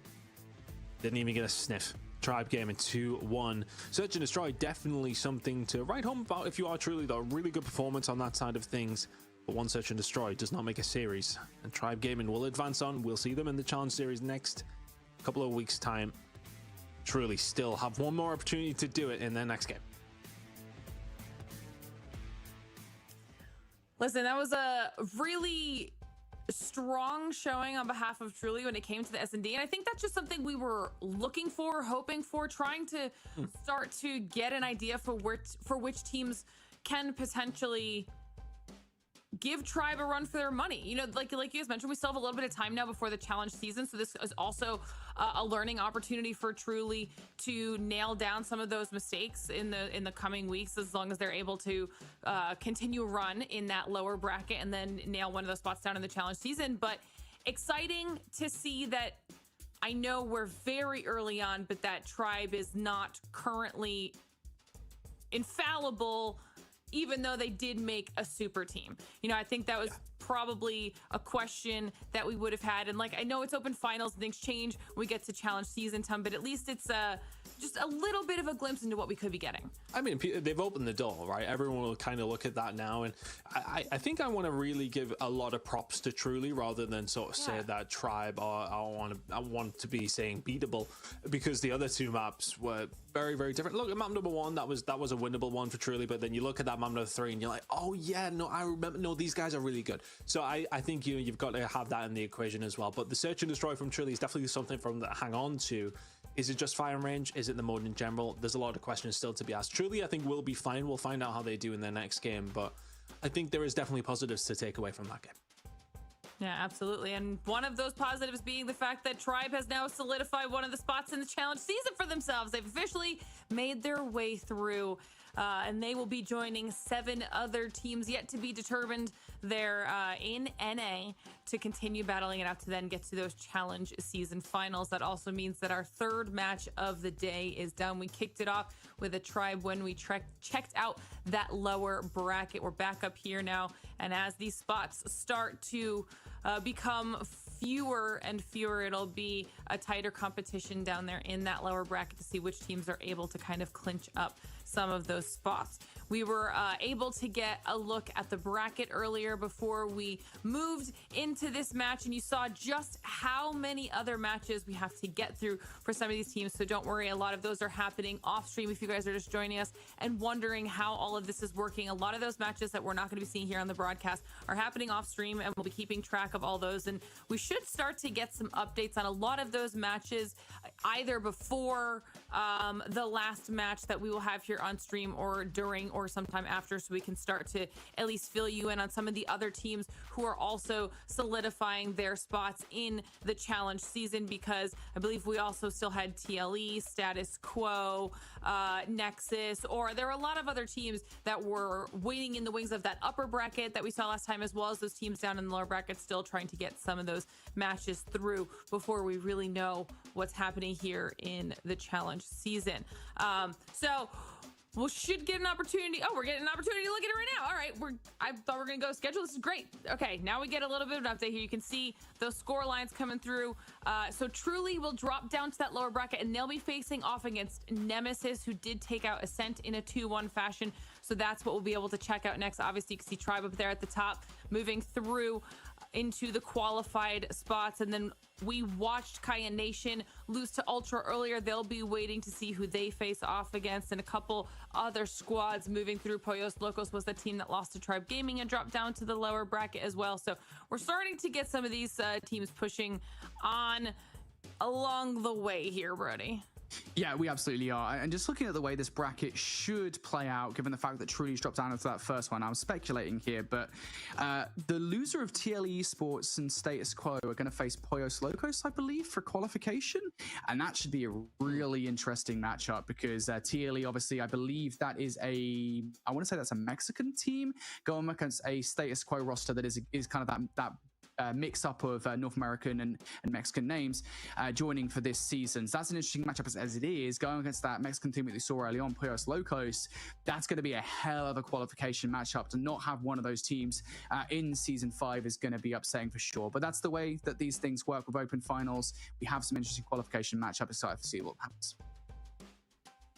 I'm excited to see who we get as well. Like you guys mentioned earlier, we have now the addition of Mexico into NA as well. So I'm excited to see what they can bring to our challenge season.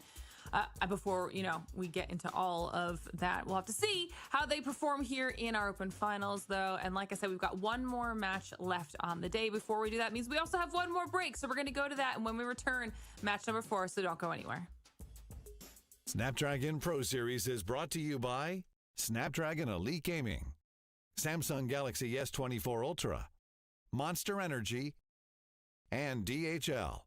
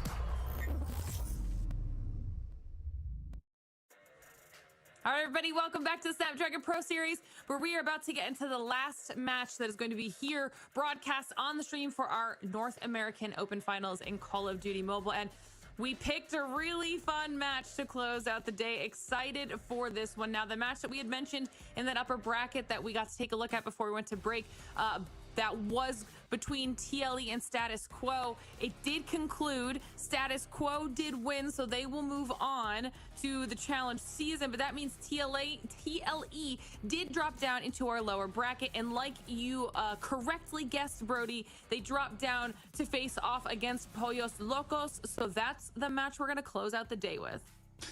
You know, sometimes I amaze myself with my own brilliance. Doesn't happen that often, but sometimes I shock myself. Yeah, it looks like that's going to be the match. It's going to be a great one. Really excited for this one. Just given the names on display here, I already mentioned the fact that TLE Sports, I believe, I want to say they're a full Mexican squad. I could be wrong in saying that. At the very least, I recognize Saucy, which is one of the historic players coming out of that region, obviously from LATAM last season. Now going up against a squad of, again, another Mexican team. It's going to be a great matchup. Really excited to see now the fact that we're only going to get one of these teams in playoffs. It's a little bit sad, to be honest. There's a real chance that Saucy might not make playoffs, and that is wild to me. From here, we get to take a look at that exact roster that you're talking about, and this is just like why it's cool that we get to add an entire other region into NA now, Ton. I mean, we're getting a chance to start to see these Mexican teams come through and see what they can bring to the table. Yeah, of course, and as mentioned, it should theoretically make things harder for absolutely everybody. You know, the competition has increased on both levels, so it's interesting to see how they're going to do. And for TLE, this is an opportunity, but on the other side of things, it is a slippery one as well. It's not signed, sealed, or delivered whatsoever. This should be a very, very close game. We got a chance to take a look at that Pollos Locos roster earlier on when they went up against Tribe as well. Now we're going to get to see what both these teams can do against each other. The last piece of the puzzle that we will need when they're ready, we'll get them up here, is those map picks as our players. That veto process wrapped up to see how our final 3 series match of the day will be. And don't forget, it's best of 3 right now in Open Finals. That's just for Open Finals. When we get into the challenge season, we'll shift back to best of 5s, which means these series will be longer for all of these teams and more opportunities to improve their play, expand their map pool. Brody, just lots of things will be different when we get to challenge season. Yeah, and I guess the good thing about that, right, is again, you talk about the fact that you have an opportunity to strategize around the best maps from other teams. For example, when you get into that best of 5 setting, it's when you can start actually playing the veto process as a strength in a series, and I hope to see that for a lot of these teams. It's something that back in last season, I think Bobby and I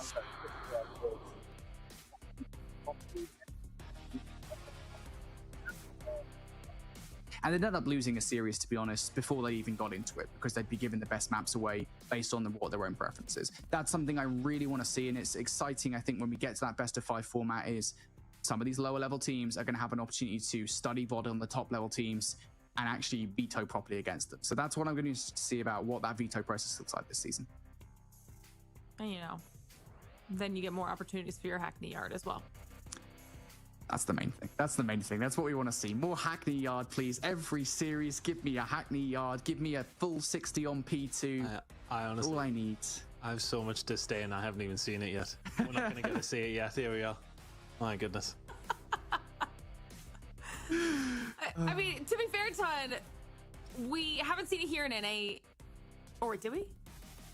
Did we see it in the very first series? Did we get a Kurahana in the first series? No, no, we didn't. No, I think you're thinking of rehearsals where we did have a come up on that. Oh, okay. Picks. They were teasing us. We haven't gotten it here in NA yet, but Kurahana has been some really good S&Ds, and SOA has a Seaside Control, and we're getting that Seaside Control in EU, Brody. In EU. No, I was thinking about it. The Seaside Control coming through here now. I mean, it's nice that we're getting to see like these other options for our teams to play on, Ton, as we start off things with obviously the Apocalypse Hardpoint. Yeah, we're getting to see it across the board, aren't we? So, I mean, that's the beauty of being able to jump in and out of games. And what do you pick in this situation? You know, we can talk about the picks and bans side of things. You surely got to just be taking what your favorite maps are as well as you can. You won't be target banning through this sort of side of things. You know, that comes later in the day, as Brody mentioned. So we get to see a plethora of maps. Of course, Apocalypse coming up first. We know what to expect from that. Tunisia Search and Destroy, I think, is a fantastic Search and Destroy map. So it should be a good way to see how this one goes in Seaside if we do need a decider, which we have potential to go to here in this game. A hell of a lineup, to be honest with you. I like it, Lauren. I like it. Yeah, I'm a big fan. Apocalypse was always a fun one just because for whatever reason, and I really do not know why, teams in COD Mobile have this incredible habit of slipping up on like the rotation from P1 to P2. Happens every single time. Please stop doing it. If we see it again here, I don't know what I'm going to do. I wouldn't be surprised at all. But Apocalypse is always a fun one. It always is close games.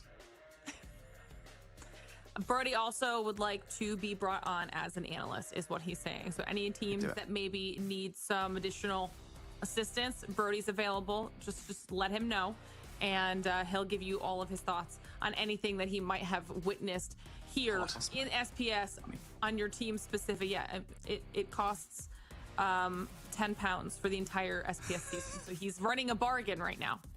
Okay? That's a lot of money. His currency. One Fredo. Don't know what Fredos are. They don't know. Well, Laura knows what a Fredo is, and that's the main thing, right? You know, look, she has connections. All right, guys, everybody at home, let us know your thoughts as well. For the last match of the day, which team is going to survive in this lower bracket? Will it be Pollos Locos or will it be TLE Esports?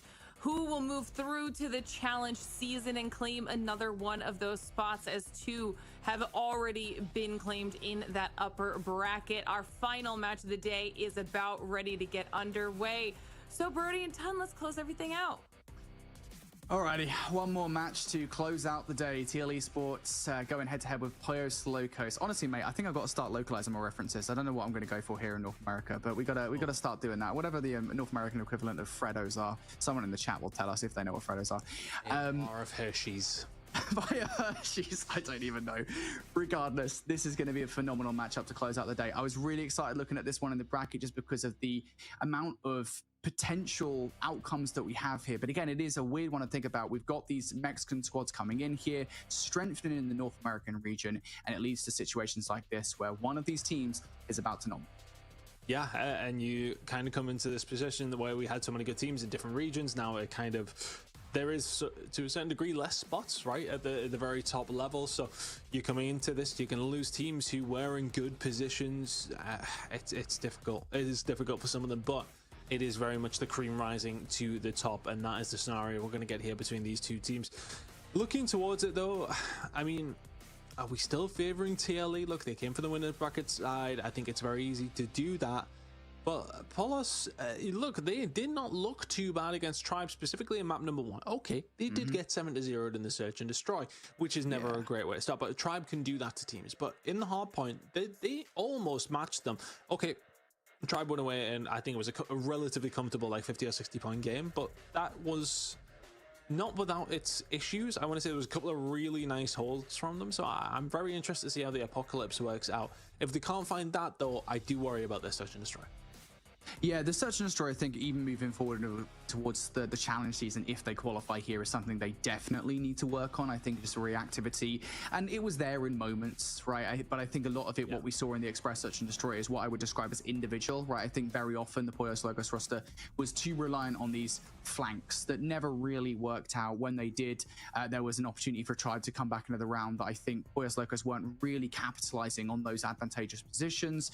There's a lot of fundamental things, I think, in search and destroy that they could do if they do get into the challenge season to improve.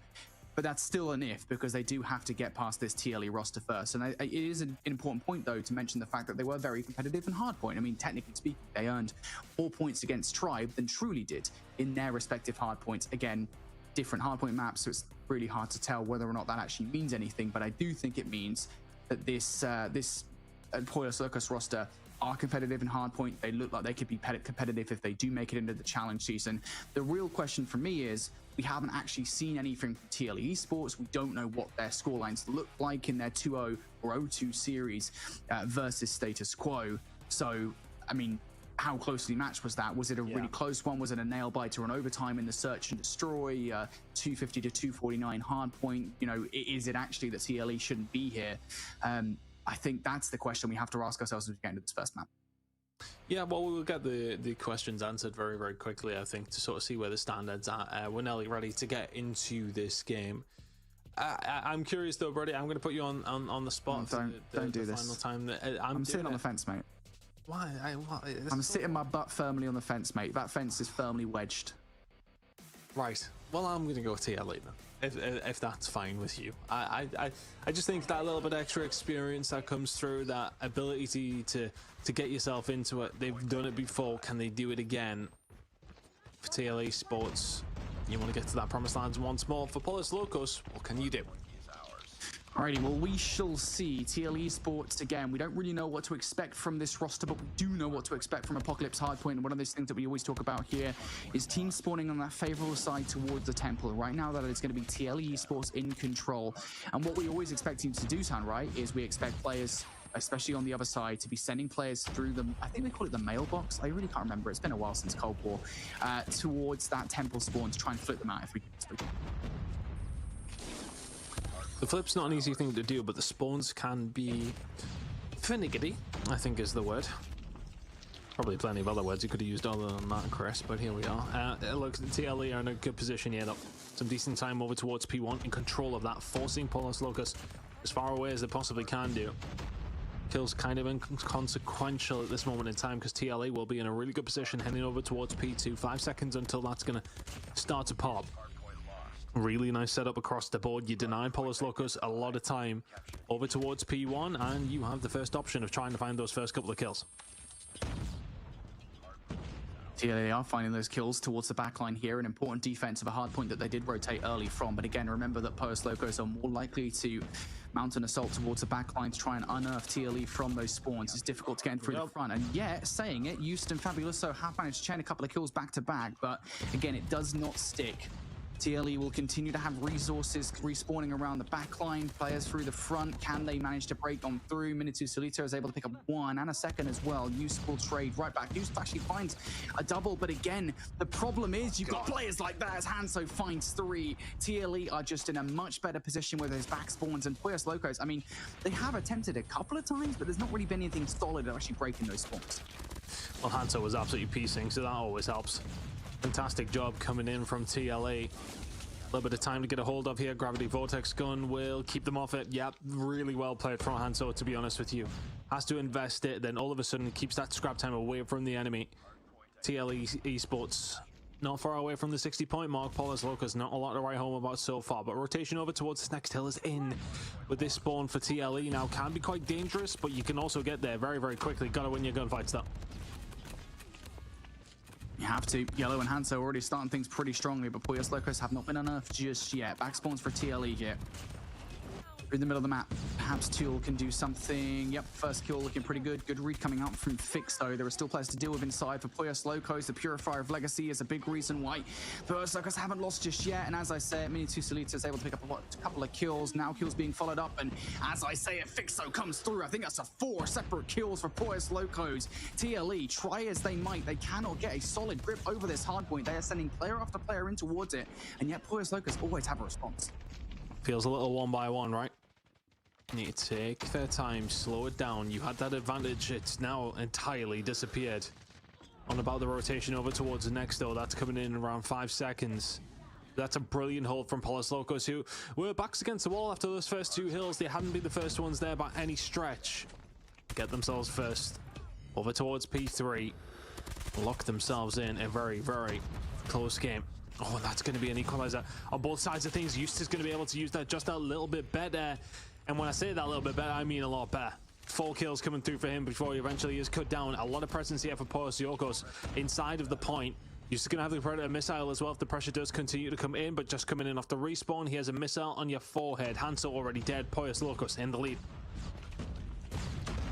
Big moment here for Polus Locos to get control of this hill. They're not just winning the gunfights around the front, they're winning the gunfights around the back as well. It's increasingly difficult for TLE to get any kind of penetration towards this hill. Maybe perhaps they can get a jump up through Chicken Coop. I think one player might have just managed to slip by as Tool, who is very swiftly executed as well. TLE unable to get through. Polus Locos doing an incredible job of just plugging every single gap that would be in their defensive line. They have got an eye on every single entry point towards that hill, and arguably they've blown this game wide open, Ton. This is the biggest lead they've had this game.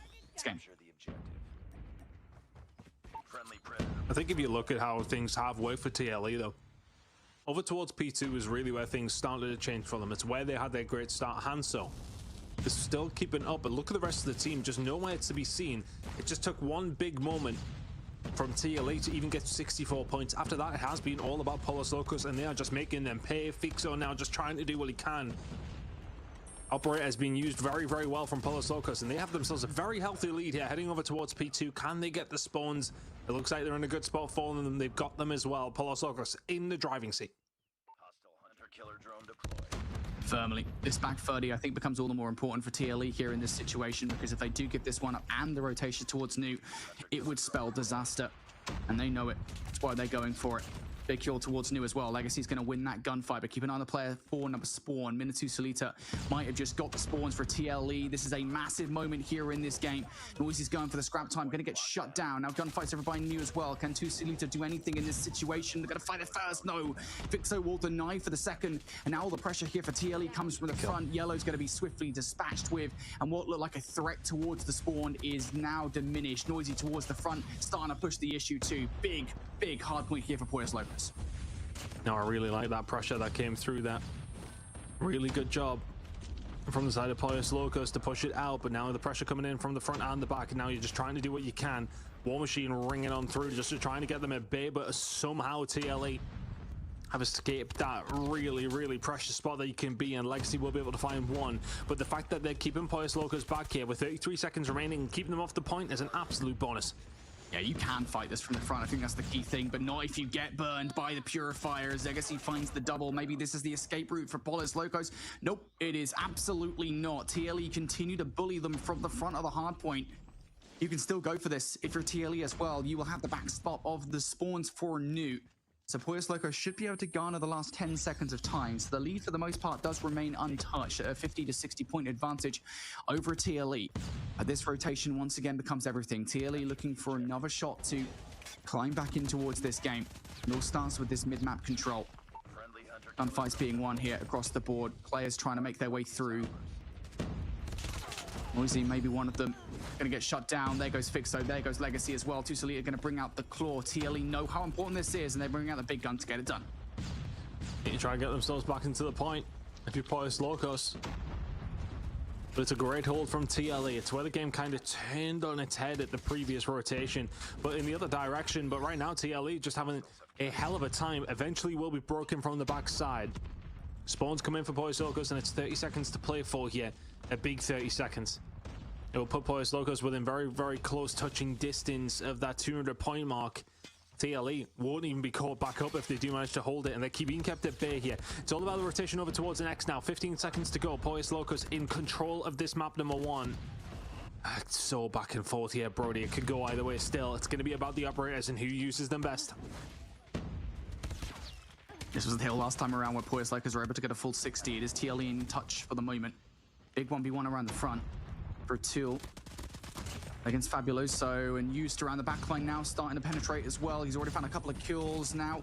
Mounting the front around the front is going to be Fixo, who finds 2. Fixo finds 3, and Polus Locus manages to swarm on through, and this is the dangerous spot that TLE were in previously. Polus Locus a full 60 on the last rotation. Can they do it again? Corner here for Legacy is just going to work out so well on the claw from this angle. Yeah, good luck. I mean, I say that, and all of a sudden Hanso somehow managed to find 2, but then all of a sudden the War Machine is out from Fabuloso, just timing them well. Yeah, try and make your push through here, buddy. No problem whatsoever. The shots after are crispy, not quite crispy enough to get that final kill. It's still a 50-point lead or so, but TLE have broken through. Tula actually going to go through and use the equalizer for absolutely nothing. That's going to be a break coming through from Polus Locus once again. Investment from TLE, not quite there. Man, that was a pivotal moment in this game. Got a feeling we're going to be looking back on that one as Polus Locus managed to hold a kill that TLE inarguably did need. And that lead, once again, remains unfettered. A 50-point advantage that TLE have not been able to close, regardless of the amount of times they've tried over the last few hard points. Maybe this can be the one. They are the ones in control of that rotation towards P2. They just need to make sure they are the ones that stay on this side of the map. And as I say, I feel like I've cast the curse them in real time. TLE, they've lost control of the rotation. Polus Locus are in control of the hard point. And now the hill feed is in Polus' control as well. been in control of this hard point for quite some time, to be honest with you. It's felt like it's been theirs to lose for a long time. All of a sudden, have you broken that back? Fixon needs to stay alive towards his backside. All on his own. You can see the pressure starting to come in here. Big gunfight going to go down towards that backside. We'll keep an eye on it on the mini-map. He's just trying to survive, but as this time is now dwindling down, TLE trying to get some time, and all of a sudden the P2 rotation has been forced. The benefit that Pollos Locos have here, if they can get this scrap time, they're still very, very close. Can they keep this pressure on? TLE starting to heat up. Fixo does not win that gunfight over by the flank, so that means that those rotations are going to be in for TLE, but they have struggled to hold on these key rotations. The last few hard points when it's been required of them. Pollos Locos are just 31 points away from victory here. And here comes the investment from TLE. You can see it, 3 different operators from TLE. They know how important holding this for the entirety of the time is, but they do bring them out all at once. And that's going to mean that coming later on for the more of these gunfights, Pollos Locos should be able to get through, but the Sparrow is doing his job around the flank. Legacy going to be able to come through for 1, but no more than that. And while this is all going down, it's worth saying TLE for a few seconds, they didn't actually have anybody in towards the time. They were so focused around the front, and for good reason. Pollos Locos are hitting this time and time again. Legacy can only find 1 though. Tor will find 3. TLE Esports, for the moment, are holding strong on this hill. Forcing them away every single second here would put you within touching distance. Pollos Locos just have to try and not overcommit. You can see already for Pollos, 4 operators are ready to go, just waiting for them to pull the trigger. 15 seconds to go. They don't deem this the moment to invest. They're going to wait. They're going to bide their time. And whilst they do that, TLE are going to start to catch up. 5 seconds. They're going to get every single one of them. TLE now on their way over towards P3. They are still going to be behind here, Brody. And they're going to have a lot of operators to run into. Pollos Locos have to be good with them. This is always the rotation that trips people up. Noisy going to start strong here on this hill with the first couple of kills. Trades in favor of Pollos Locos. Noisy with the claw in hand. On the other side, you've got 1 operator ready to go. You've got 3 in the back pocket for Legacy. Everything is on the table for Pollos Locos. Surely they do not fumble this at the closing moment at the 11th hour. Operators out now for Pollos Locos. It's Legacy for 3 inside the hard point. TLE now facing down everything for Pollos Locos. 10 seconds left. 1 last hit coming through from TLE Esports. Can anybody touching time from a flank? 3 players in from behind. Can any of them touch in time? Yes, they can. But Juice comes through with a couple of kills. Pollos Locos should surely be able to finish things here. 1 player close by. Tulsita cannot touch. And it was closer than maybe Pollos Locos intended. But in the end, they do get it. I mean, look, they were pretty much in control of the game, the majority. Since we've seen them over towards P2 cause all of that havoc, and then 3 and 4 straight after. From there on out, it never looked like anybody else. A really good hold from TLE, and they disrupted where they could. But he lost Pollos. I mean, that was a very, very good performance on the hard point. A fantastic job, and then all of a sudden, you're 1-0 up, and you are 1 map away from getting yourself, of course, into the challenge season. That was, honestly, it just felt as if there was a couple better investments in terms of the operator usage. We talk about how important it can be. For Pollos Locos, it definitely felt like there was more of those moments than TLE maybe got a hold of. There's a couple of occasions I think you've seen Tool just pull out the equalizer, die immediately. You've seen Fixo throughout picking up 2 or 3 with the Sparrow. It was always seeming like they were getting good value for their money when it come down to the operators, and that maybe did make the difference. Pollos Locos, 1 to the good. Yeah, it really did feel like a couple of those rotations. I think that's actually the same hill on both sets there, but both set 1 and 2 that really made the difference for Pollos Locos, right? I mean, they get a full 60 on, what was it, P4 the first time around, and then the second time around, while they aren't the first team to touch it, they break it almost immediately and hold it for basically the rest of the time. And I think those are the most damaging hard points for TLE Esports, the opportunities that they had to try and close back into the game, and they almost did it towards the end with that phenomenal P2 hold, but it just was not enough. Scoreboard at the end of the game then, a almost a quad 40 from Pollos Locos, by the way. 3 players are 1 kill shy of it. Fabuloso are the only one to actually touch it. But I think more pertinently as well, and this is something we always point out, 4 out of the 5 players on the roster have over 60 seconds in the hard point. They are not just getting these kills in random places. All of them are useful for getting the objective time, and that really can split the difference in terms of how these guys spread themselves on objective time. Yeah, really good job, everybody chipping in. 4 little hill kittens there, Brody. You know the saying. I don't know if we've adopted it over here yet. So we can make it happen. That's embarrassing. It's quite embarrassing. But we should be moving into map number 2 pretty swiftly. But let's say now they're in a very, very good spot. We've seen though on the Search and Destroy on Express, albeit against Tribe, they got 7-0. They're gonna have to be a lot better here against TLE if they are wanting to take this one in a swift kind of way. But we are heading over towards Tunisia, and we know what it can be like. Very defensively heavy. Which team is going to get first on that side of things? Can they get something going with it? That's going to be the important thing. Defense is going to be paramount here.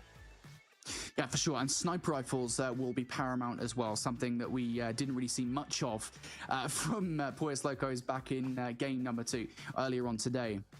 Worth saying, of course, that I don't really think they had much of a choice in this situation. They didn't really have any opportunity to get the snipers in any effective position. But here, when it comes down to Tunisia, you need to see them. You need to see them holding down the A site, because the thing is with a map like Tunisia is, while it might be defensively sided, it's one of those situations where if you do get onto the site and you get the players out of those power positions, it becomes incredibly difficult for the defensive team to actually retake on the site. And that's why the snipers are, I mean, I would say arguably more than any other Search and Destroy map, but I think Fire and Range proves that's not correct earlier on today. But certainly arguably more than most other Search and Destroy maps, they are integral to defensive control here. And I'm going to be curious to see who's the sniper on TLE Esports. Are they going to be able to win this map for their team? Because they need to. Again, this is a best of 3. Pollos Locos win this, they're into the challenge season. And if TLE lose, they're not going to get that opportunity this year. Oh, it's a big hit over towards it. TLE, the ones on the attacking side, pretty much from the get-go. Fico will be able to find 1, find 2. Noisy is there to find another. And as far as rounds that you just don't want to see, if you are a TLE sports fan, this looks like one of them. Now 3 versus 1. Saucy left on his own. Saucy very dead. Pollos Locos. Fantastic start to the defensive side. Incredible from Pollos Locos, just winning those first engagements. And I've got to give TLE some props, because that is the right way to approach these rounds, right? Just try and get themselves onto the bomb site early, try and win those trades. They just didn't, you know, to be frank about it. Getting 1 kill, it's not good enough. And here we go again. Smokes galore. Attempt 2 from TLE. They throw themselves at the site. This time they learn a little bit of adaptations to where these players are at, and picking up all the gunfights as well. TLE Esports, they clear the site. And this is what you want out of a team on offense. Second time of asking it. It's looking like you're going to get a hold of an attacking round. And it's not going to quite land from Used. And all of a sudden, yeah, he's going to be left on his own. Fabuloso gets wiped out. And I wonder if the same problems in Search and Destroy are going to come across from Pollos Locos. Yeah, as mentioned, it's not against Tribe, but TLE Esports catch them off guard. Second time of asking. Going to be 1 apiece here. There's just very little you can do from there. Kill goes the way of TLE, and so does the round. And again, it's just getting towards these sites, right? It's just so paramount to winning the offenses. TLE 2 for 2 on choosing A as the site.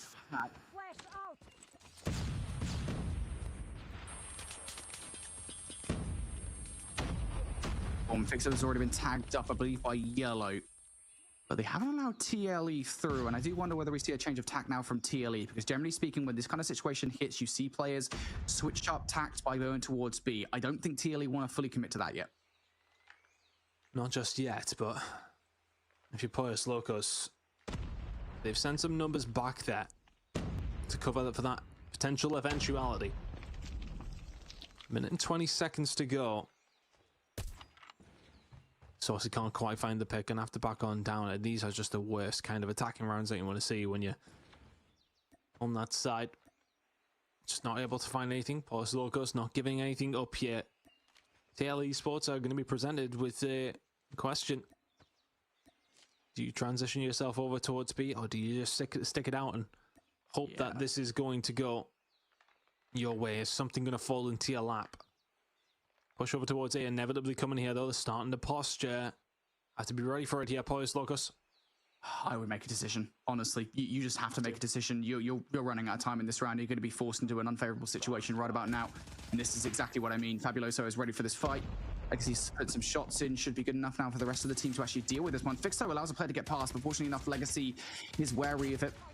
And Fixo will actually find a kill in the round anyway. Saucy finds some value, but not a lot to speak of. But in behind, Tool might be able to catch a couple of players off guard, just the one, not really able to do any more damage than that. And it feels like one of those situations where maybe TLE were trying to bait Poyos Locos out, being like, hey, look, we're not going towards A, we're going to rotate over towards B. But they spent so long doing that, they ran out of options. Yeah, it's a poison chalice, isn't it? When you do set yourself up in that position, you just want to be there to be able to catch up on any mistakes. But you take your time on a map like Tunisia, it becomes very, very dangerous. You's now starting to push up here with the Fennec in hand. Fabuloso is going to be able to find two, though, here for Poyos Locos, who are having a good start. Tool is going to fancy himself here, though. Finds two back. Now, all of a sudden, it is a 3 versus 2 in favor of Poyos Locos. Shots in are just not as crispy as you would like to see. Until Lisa will find two. And all of a sudden, Fixo is left now in a 1 versus 3. Not going to do anything. Yep. Perfect. Brilliant play from TLE. And again, they change tack. They get on towards the site, proving exactly why getting onto the site is the most important thing you can do on offense here on Tunisia Search and Destroy. So TLE just taking a couple of rounds away here is promising. It's good for them to do so. A couple more efforts here for TLE before we see them switch sides. And now they're going back towards A. Bit of a change up here. The attacking side in TLE. You take these moments. Opportune one here potentially. Oh, you're going to get this flank coming through, though. This is one of the first times that we've seen a big movement coming from a Poyos Locos player, and of course it's used. Finds two, dips out, damage done. TLE now on the back foot.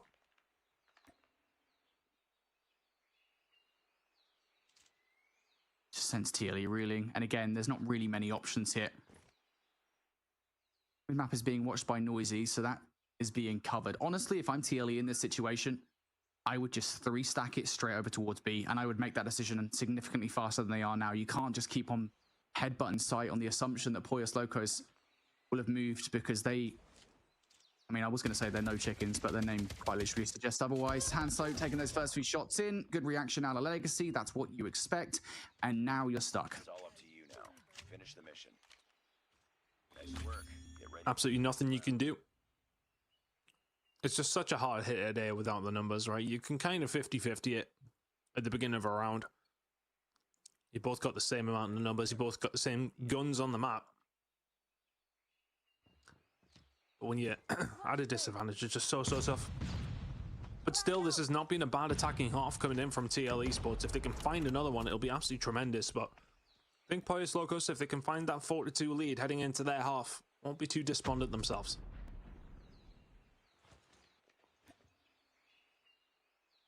Yeah, any round here on offense is gold dust. What do we do? What? Guys, come on. We need to test where we're throwing our nade, because that was not helpful. And it gives Poyos Locos information now. They definitely know this is an A if they didn't already. Fabuloso looking for the first blood that would be detrimental to TL. Going through the wall. Here comes a slide out from Hanso. Immediately dealt with. Nice headshot from Fixo. Legacy going to follow up with another one. And there goes Used as well. Yellow is the only one to find any value for TLE in that exchange.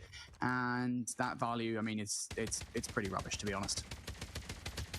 Impossible now. Finds himself down to 1 versus 3 after he finds Noisy. Looking to just try and find an angle. Used has got the flank entirely covered. And Yellow should be dead to rights at some stage during the rest of this 40 seconds. Now, what's the play? You will obviously try and make this work. Thing is, Used is separated. If you can find him, or of course, even better, find 2 over towards the bomb site, then all of a sudden, you've got that other player isolated. Although maybe not located. Yellow now going to finally make this push through. 20 seconds to go here in the round. It's looking like Poyos Locos are going to have themselves a 4-2 lead heading on their own attack. Yeah, 1-0 up in this series as well. My goodness, Yellow. Yeah, okay, you nearly made it possible. But Legacy is there to pick up the pieces. 4-2, Poyos Locos. I think both sides relatively satisfied with that. TLE will be happy for the 2 defensive rounds. Poyos Locos will be happy to keep it at just that, because it could have been worse potentially. Yeah, I think TLE will be very happy with the fact they managed to take those 2 rounds away, but I'm curious to see whether Poyos Locos are more convincing on these offensive efforts. Now, they've chosen B as their bomb site of attack. Generally a pretty standard defensive effort. Nice nade. That will get the hit marker on towards Legacy. That's information for TLE. They haven't quite moved on it just yet.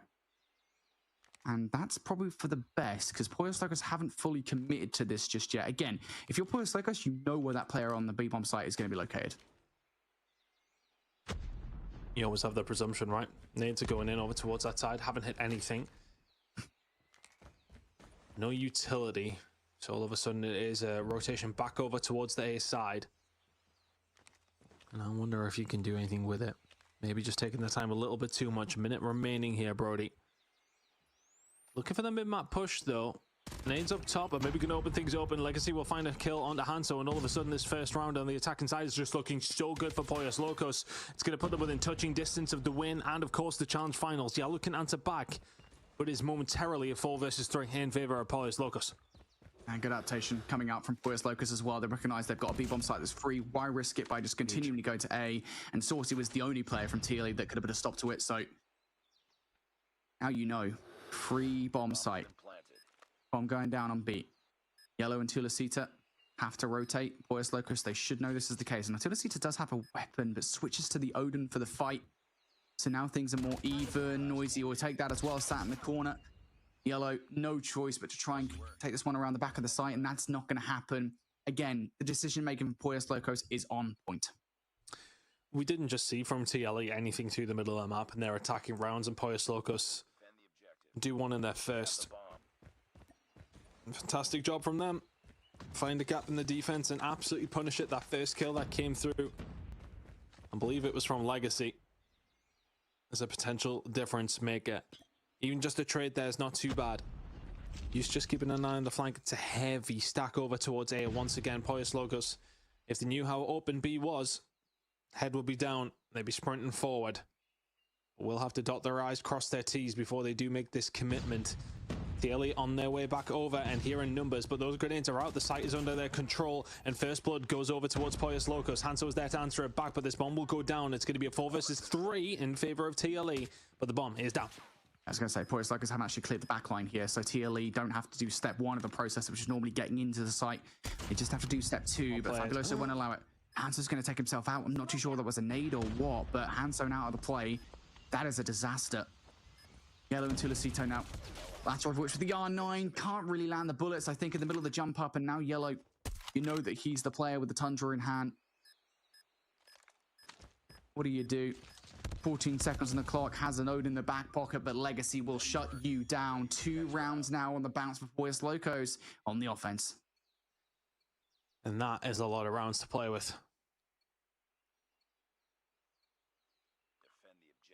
They've been so good on these attacks. They've been just so adaptive.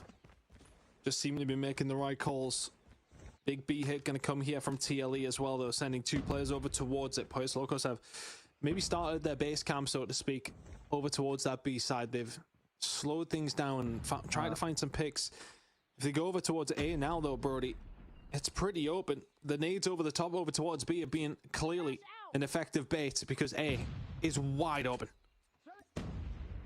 All right. Pollos Locos, you've been gifted, mate. It's Christmas. Free A-bomb site. It's on sale. Try and get this bomb down. Unless Pollos Locos over-aggress this, which I don't think Eustace going to. Goes for the kill. Actually, yeah, doesn't quite spot out Hanso. So trades are good. The bomb now going to go down, though.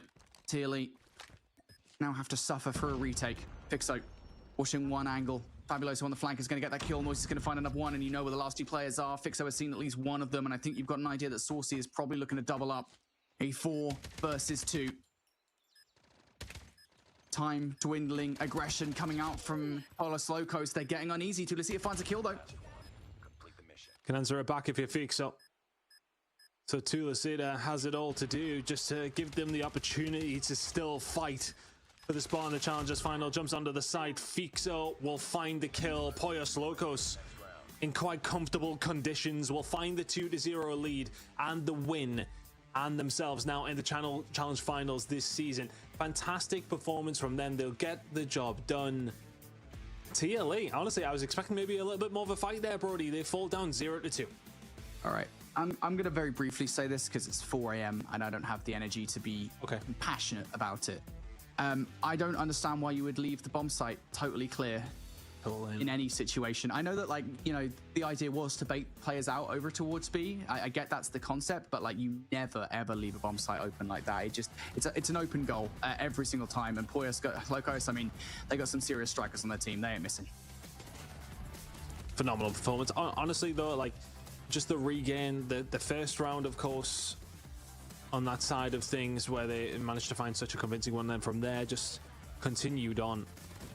A good defensive hold, sent to 4-2, and they just never ever looked back. 3 back-to-back attacking rounds go their way. Fantastic work coming in from Poyos Locos. A really good performance in map number 1 as well, and bounce back after what was a horrible time against Tribe. Well, they're gonna have to do that again, because now they've made it into the challenge finals. Fantastic job coming in from Poyos Locos. They put themselves in the position to go up against the best of the best. Yeah, just phenomenal. Really phenomenal from Poyos Locos again. They looked pretty competitive versus Tribe earlier on today in the hard point. The Search and Destroy, yeah, we'll work on it. We'll work on it. But the hard point most certainly, and I think it does give us a little bit of hope that Poyos Locos can be a competitive team and a really fun one to watch as we get into the challenge season. I mean, obviously, a big congratulations to Poyos Locos as well for making their way through to the challenge season. Now they've got a little bit of time, as do all of our teams that qualify through today, to kind of do some VOD review, some recon on those other squads that they'll be facing off in that round robin format. And then, of course, depending on who they face off in that first week, even more time to kind of really nail down how they want to function as a unit and where they'll stand in that competition as we get to take a look back at our bracket. More matches have concluded. I saw people in chat asking about some of these other matches. Well, here's an update and how they played out. TLE was down in that lower bracket facing off against Poyos Locos because they had lost the status quo. So status quo claimed a spot in the challenge season. Proxfed Esports also won in a 2-0 fashion. They will claim another spot, and Nexus was able to take out Aura. Both of those teams that lost knocked down to that lower bracket. So Nexus, Tribe, Status Quo, and Proxfed were the first 4 teams to claim their spots. And then as we got through this match with TLE Esports and Poyos Locos, it was Poyos Locos who got the next spot in the challenge season. There are still 3 more matches to be concluded, which means 3 more spots will be given to those squads. One of those teams that we did get a chance to see who gave Tribe a little bit of a run for their money, truly looking really strong, will be facing off against Nemesis. So that we would potentially expect Truly to come out on top in that one, Brody, and be another team that we'll be seeing in the challenge season. I would hope so, especially with how competitive they were against Tribe. I really do want to see Truly once again, and it's just part of that overarching storyline right from last season where Truly were a roster that, while they were a competitive team, while they made it to challenge finals, they were never competitive with the top 3, and that I really want to see change this season. And it looks like, again, just from first impression, if we discard the control, because everyone's trash at control, it looks as if we are seeing genuine improvements with Truly, and I hope that carries through to challenge season if they qualify. Again, I'll add the asterisk on because you never know. Yeah, I mean, this is also one thing that's cool, that will be cool about this challenge season is lots of new names, lots of new team names that we'll be seeing here in NA for this challenge season. And I'm sure we'll see lots of returning players sprinkled throughout a lot of those rosters, but this could be an interesting one here for NA time. Yeah, of course, and having those new faces just allows us to create those new stories. We get to, really see some of the different players that come on through who have deservedly found themselves here. You've really had to run through the gauntlet to get to this stage, and now this is where you really can start to stamp your authority, make your name, and it's a huge opportunity for some of these new teams who we maybe haven't personally seen a great deal of. We get to learn their stories, get to learn how they play, and I'm really looking forward to it.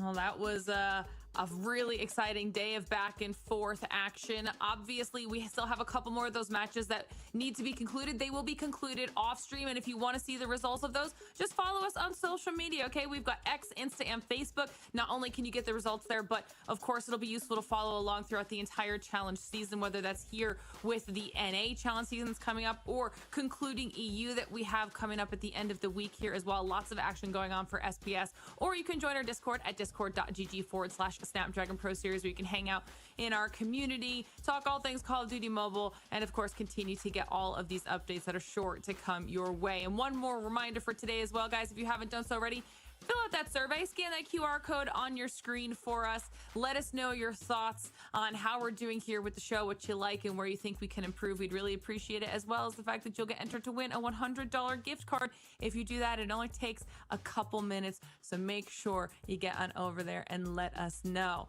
But that is about it for all of us here. Before we say goodbye to everybody, quick final thoughts out of you, Brody? NA doing NA things. I think the overarching story going into the season is we wanted to see what effects expanding the region is going to happen. Well, it looks as if it's going to have a positive effect. We're going to have more competitive. I'm really excited to see my West Locos are going to join in as like maybe a fourth squad here to be competitive with some of the teams in the North American region. I'm excited to see whether they can hang the best of the best. I think for me, honestly, just some of the players that we've seen today and some of the newer maps to come through as well have been really interesting. But for me, I think at least there's going to be question marks. We've seen Truly with a good performance up against Tribe.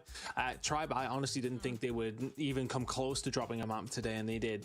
So they had to kind of catch up in that control. And does that maybe give us a bit of an insight to how this season is going to go down, or are they just going to dominate? I don't know if we got that answer, but we have a few questions to maybe ask.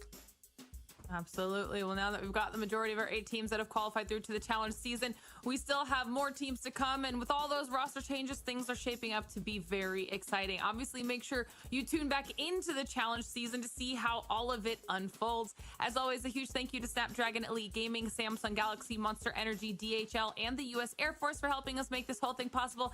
And thank you to all of you at home for watching. We'll see you in the challenge season.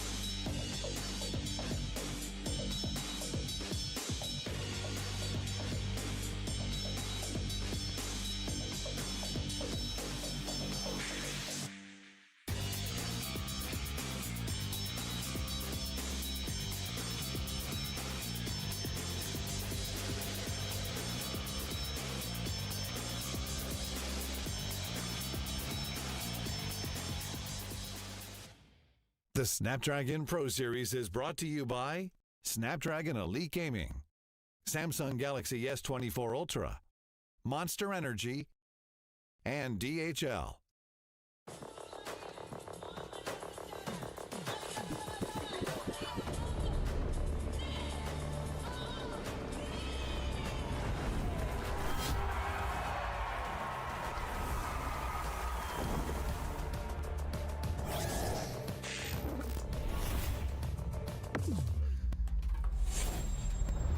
Let the wind melt away!